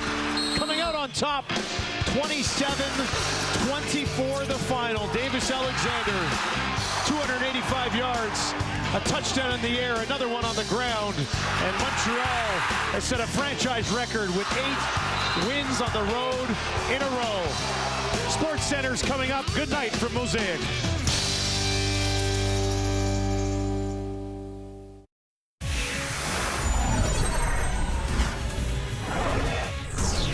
Hello, Canada. Welcome inside Sports Center. Adam Scully, Glenn Sheeler here with you. How about that for some Friday night football? 2 first-place teams going at it. You had Trevor Harris returning, but Davis Alexander stealing the show once again for Montreal. We had offense, defense, special teams plays. That was a peak CFL game and right it came right down to the wire. How about Davis Alexander? That play to tiptoe to just stay in bounds by centimeters. I thought he was out. I thought he was out. That was awesome. So much fun to see. Let's take a look at the highlights of the game. We just saw Owls Roughriders Cody Fajardo dressing for the first time in a month since injuring his hamstring on July 11th, but not starting. He's backing up Davis Alexander, who's led the Owls to 3 straight wins. Alexander's family in the house at Mosaic Stadium for his 3rd straight start. In the second, 7-0 Riders. Alexander connects with Cole Speaker upfield for a 46-yard gain, setting up the Owls at the 5-yard line. Next snap, 1st and goal. Alexander again finds Walter Fletcher, brings it in the end zone for the touchdown. The Owls looking to extend their perfect road record this season to 5-0. War tied at 7. Out there's Alexander's family, loving it. Meanwhile, Trevor Harris back in action for the first time since June 23rd after missing 6 games with a knee injury. Tied at 10 in the 3rd. Harris makes no mistake as he finds the rookie Keyshawn Johnson for his first ever CFL touchdown to put the Riders ahead. Now Harris was 3-0 before his injury. Now let's jump to the 4th. Riders up 4. Let's just say it. Harris looking to Sean Bain Jr. upfield. He drops it. Harris's first incompletion of the half. That sets Brett Lowther, already missed 2 field goals in this one, up for a 38-yard attack. And that is up, and it is wide right. His 3rd miss of the ball game. And this will be brought out by Letcher. Letcher takes it back to the 20, turns it upfield, and now he's got to the 40. Can they track him down? I'm not sure. Midfield, and the race is on. Letcher to the 30, to the 20. See you later. House call Letcher, and the Alouettes go on top after another Lowther miss. Yeah, Lowther's 3rd miss of the game gives the Alouettes a 3-point lead. And then things got crazy late in the game, 30 seconds to go. The defense looking for a stop. We've got, let's go a little earlier now, Trevor Harris going deep. How about that? Wide open, giving the Riders a lead. Mitchell Picton, 33-yard touchdown, his second touchdown in as many weeks. Now let's go with 30 seconds to go. Montreal down 3. Davis Alexander taking it himself. Barely keeps in bounds. And when I say barely, Glenn, I mean barely the tippy toes. That is millimeters. Oh, man. 15-yard run, completing a 10-play, 91-yard drive. Montreal, they missed the extra point. So Brett Lowther, can he redeem himself? Can he do it? No guy. Misses it left. Yet another miss as the Alouettes, they do it. They win 27-24. What a wild 9-1 on the season. Ooh, baby. Montreal defending champs. Montreal sweeps the season series with Saskatchewan for the first time since 2016. The Owls are now 5-0 on the road this season. They didn't win their 5th road game last year until week 17, including last season's playoffs. Montreal has now won 17 of their last 18 games overall. For a full wrap on that crazy game, let's go to Kate and the panel. Alongside Enoch Mwamba, Matt Donegan, Jim Barker, and I think we can all agree that may have been the best game so far this season. I agree. And you know what? It was as advertised. We went into this game, okay, it was the best team in the East, best team in the West, the 2 best defenses, and my goodness, they did not disappoint. We'll get to Davis Alexander and his incredible play at the end of the game in just a moment. But, Jim, we have to start with Brett Lowther in that game. And those 4 missed field goals and the most critical one at the end. Your heart drops for the guy, but it was just such a critical play. Well, you know, when Maltos, the Montreal kicker, after their score misses, you're like, oh, no, this can't happen. Can it? And Trevor Harris, sure enough, takes them down the field and gets them in position. I mean, again, I don't know very much about kicking, but I know when you're missing one right and then one left and the next one's right and then the next one's left, you got a major problem. And it's just really, I mean, it was sad because these teams put their heart on the field. Those fans in Saskatchewan put their hearts out there. Brett Lowther, I mean, this is not it's part of what you have when you're a kicker in the CFL, Matty. You know, I mean, you hate to put all the blame, but how do you not put the blame? Yeah, well, he can't tackle. I mean, you know, there are cover teams, you know, when you do miss, and that was a big play by Letcher taking it to distance. But yeah, that's tough. I remember a kicker back in Saskatchewan, ended up in BC. He's a Hall of Famer now. So, you know, he went through some pretty bad treatment there in Saskatchewan when he missed a short one. And I won't go into that, but I'll just say you will live to play another day, young man. And that was a tough loss. And I know you'll take it seriously and get on your game and try to be better, as the whole team will. But a kid that has just won his 3rd game as a starter for the Montreal Alouettes, Davis Alexander, really showed his mettle against one of the best defenses in the league. And, you know, I called it a gritty performance in the first half. Enoch, you highlighted some of his plays, and he just kept bouncing back several times. We thought he wasn't going to get up, but he just kept responding in a big way and finding one target after another. Now, look, this guy was on a clip of 74% completion. He was just over 66 tonight, but some of the completions he made in the gritty efforts, particularly this run with Eau Claire, Enoch, tell me why he didn't take a better angle on that young quarterback. I mean, all you got to do if you're Eau Claire, you're coming down, you're seeing the quarterback running the ball. All you got to do is tackle the outside leg. You have 3 guys inside of you. All you got to do is tackle the outside. Even if you miss, your defenders are going to make the play. So Eau Claire definitely wants that play back, and when he watches the film, he is not going to like what he sees. Absolutely not. You think the coach will like it? Oh, definitely won't. I know that for a fact. You know what's coming down there. I know as a panel watching that game. Oh, my goodness. We were going off. We have never been so loud. No. We honestly haven't. Enoch the entire time. He was screaming. I mean, the whole thing was ridiculous. You know, there were so many many great stories. The Trevor Harris coming in and taking them down Even the field. AJ ran the ball well, too. I know. It was just too many. They're making us go back to SportsCenter. By the way, though, we won't see these 2 teams again in the regular season. The next time we would see them, maybe it's a Grey Cup would be preview. in the Grey Cup. But for the first time since 2016, the Montreal Alouettes sweep the 2-game series as we send it back to SportsCenter. All right, new on SC. Here's Davis Alexander. Davis, I don't know if you could have asked for a more dramatic finish to this ball game. What was going through your mind when you guys hit the upright and they had the ball back? I actually missed that. I just heard the crowd roar. I thought the kick got blocked. I wasn't really sure, but I knew that was obviously a big point. But like our defense did all night, they stood on their head, stood strong. Can't speak enough on the defense. Can't speak enough on the special teams. Still left some points out there. You know, I got to be better. Every single week I'm getting a little better. But, you know, come crunch time, I got to be a little bit better. I'm sure it was a roller coaster of emotions, too, after your touchdown. But walk me through how you were able to get to the end zone there and really seal the deal for your team tonight. Yeah, I mean, I knew I was right near the sideline.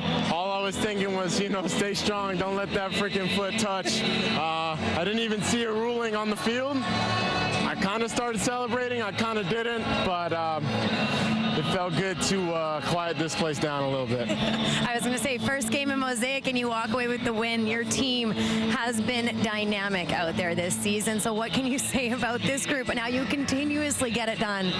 We never give up. We never stop believing. It starts with Coach Moss. I mean, we compete every single day, whether it's on the field, these little challenges in the locker room. We compete every single day.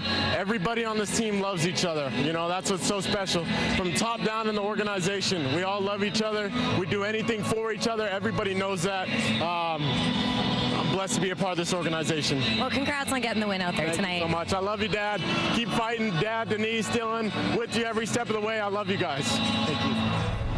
James Letcher Jr. had that 128-yard return. Here he is, new on SC. All right, I just have to ask the emotions after a game like that, because what a dramatic finish. I don't know. I'm lost for words, as you can see. You know, that's not a bad team. You know, they're a good team. They're one of the best in the West right now, as we are in the East. You know, we knew coming in it was going to be a dogfight regardless. So, as Coach says, we come ready to work, regardless if it's a short week or a long week. We're ready to work postman. So, we know what to do. We came in and we dug it out. And we got out with a dub. 128-yard return touchdown. Wow. When you hear that, tell us how you were able to do that, because you got past everybody there. Yeah, well, earlier in the game, I messed up stepping on the inline. I just got a lot of trust in my teammates, and I know they got a lot of trust in me. And it's been a long time coming. You know, I've been super close all season, getting touchdowns, getting close, getting tackled by the last guy, and I just stayed steadfast and ran to the end zone. It seems like this is a very tight-knit group this year, and you have guys coming in like Davis. So what can you say about the group and how they've been able to hold together amongst injuries and whatnot? Coach does a great job keeping us together, regardless if it's the starters, the backup, or whoever else. You know, he calls it the hanger. So if somebody goes down, somebody else has to step up. He's been doing that for 2 years straight. Last year, you seen it when I came in at the end of the season and started doing what I do, and we're staying with it. So we all got faith in each other. We all got trust in each other, and we come ready to work every week. Congrats on the win tonight. Thank you. What a game that was. Now we've got 2 more CFL games on TSN this weekend. Here are the odds, courtesy of FanDuel. The Tiger Cats are 8-2 in their last 10 meetings against the Elks, but they're 1.5-point home underdogs on Saturday. And on Sunday, it's the Lions taking on the Bombers. BC opened the week as 3.5-point underdog, but now they're -2.5 on the spread following the news of Nathan Rourke's return. Make sure to catch all the action right here on TSN. Trevor Harris played his first game since week 3 tonight. Here he is, new on SC. What did you learn from tonight's game? I mean, it was a roller coaster. Yeah. I think all 3 phases are going to be able to look inward and see that we all could have made a difference. And, you know, we didn't capitalize on certain little things. I know there's a couple plays, especially in the first half, that I would love to have back. In terms of just a placement of a ball or a decision I made. And those things all matriculate, or I guess, what's the word? They come together toward the end, and, you know, there's, you know, the play that everybody thinks may decide it or may not decide it. And we all need to look inward offensively. We could have easily sealed that game up. You know, we had the ball in our hands under 3 minutes with the lead. We move the chains, we stay on the field, we win. And we didn't do that. And I think everybody's going to look inward all 3 phases. And unfortunately, it didn't go roll our way this way. But we've got a locker room of fighters and guys that are never going to flinch regardless of the situation. Because as long as we got time on the clock, we got a fighting chance, and these guys will go to war no matter what. What do you say to those people that say Brett Lawther cost you the game? Like I said, there's plays I had early in the game that I wish I had back. I missed a couple throws. I wish I would have started to read a certain place based on what the defense did, or got the ball to a different player. Everybody should be able to look inward. Defensively, we had a chance to finish the game. Offensively, we had a chance to finish the game. It's not on Brett. It's not on one player. I know that's what people may do, but I would urge people caution on that. Brett's been a heck of a kicker for a really long time, and we're really lucky to have Brett Lawther. From the quarterback to the head coach, next here's Corey Mace. I don't mean to, again, I think last week I asked you about the command center and the reviews. You challenged the pass interference on the touchdown. It looked like he may have stepped out of bounds. What do you do as a coach in those moments when it's out of your control? Just that, it's out of my control, right? I can only, challenge, things that I could. At that point, it was a scoring play, so they went to look at it. I'd already used my challenge on the PI. I thought the receiver just kind of flopped and fell. But, they called that. And, whether he stepped out or he didn't step out, that's, the command center's there to get the call right. And if that's what they ruled, that's what they ruled. We got to continue to play. So it's out of my control. It's out of everybody's control. We just got to make the football plays. Sorry. Bill, yeah. Sorry. Do you know what happened for Brett on four misses? Was there anything that you said, saw, understood? No, I just wasn't his day, man. He's made a ton of big kicks for this team in the past, and we've leaned on him certain games this year as well. I have full faith in the guy. Otherwise, we would just continue to go for it or something on third. Speaking to him during the game, I said, I got a feeling it's going to come down to the last one, and we sent him out there. We got faith in the guy. He proves it in practice as well. He can hit those. Tough day for 12. But, we love him. He's one of our team captains, and we're going to have to count on him when a game is on the line going forward, too. So, head up. Wake up in the morning, just get back to work, find a way to get better. Brett Lawther misses 4 field goals in the Riders' loss. Here he is, new on SC. Brett, just your thoughts on the game tonight? Obviously a tough one. Single-handedly losing that one for the guys was tough.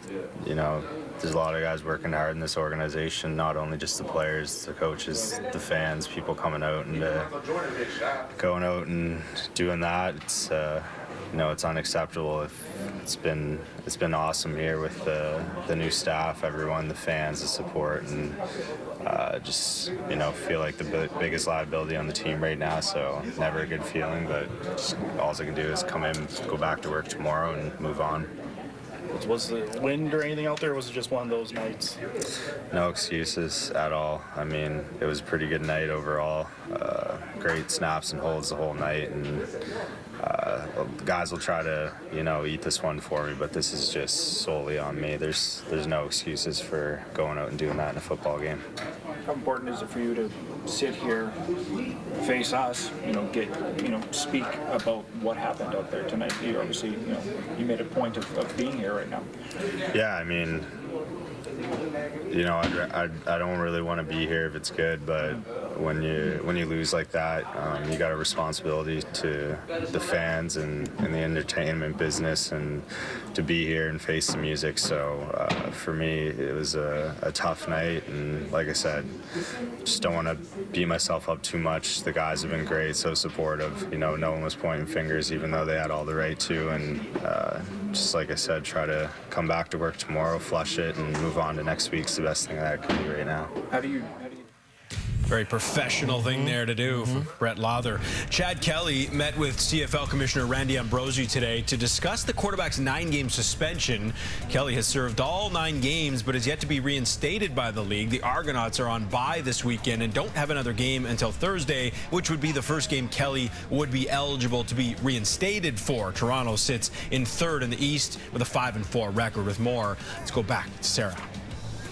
For more on this, we bring in our CFL insider, Dave Naylor. So, Dave, we know that Chad Kelly met with Commissioner Randy Ambrosie earlier today. What more can you tell us?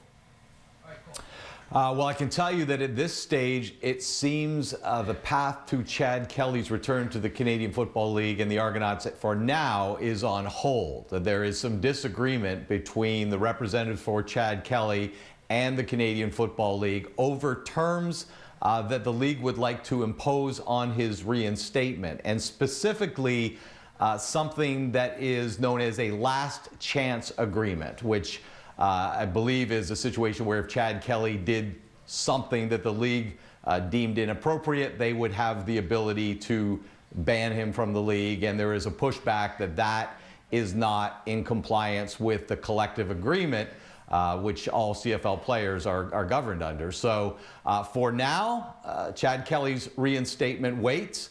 I expect there's going to be some back and forth between the parties over the next few hours, days. The Argonauts are scheduled to return to practice on Sunday.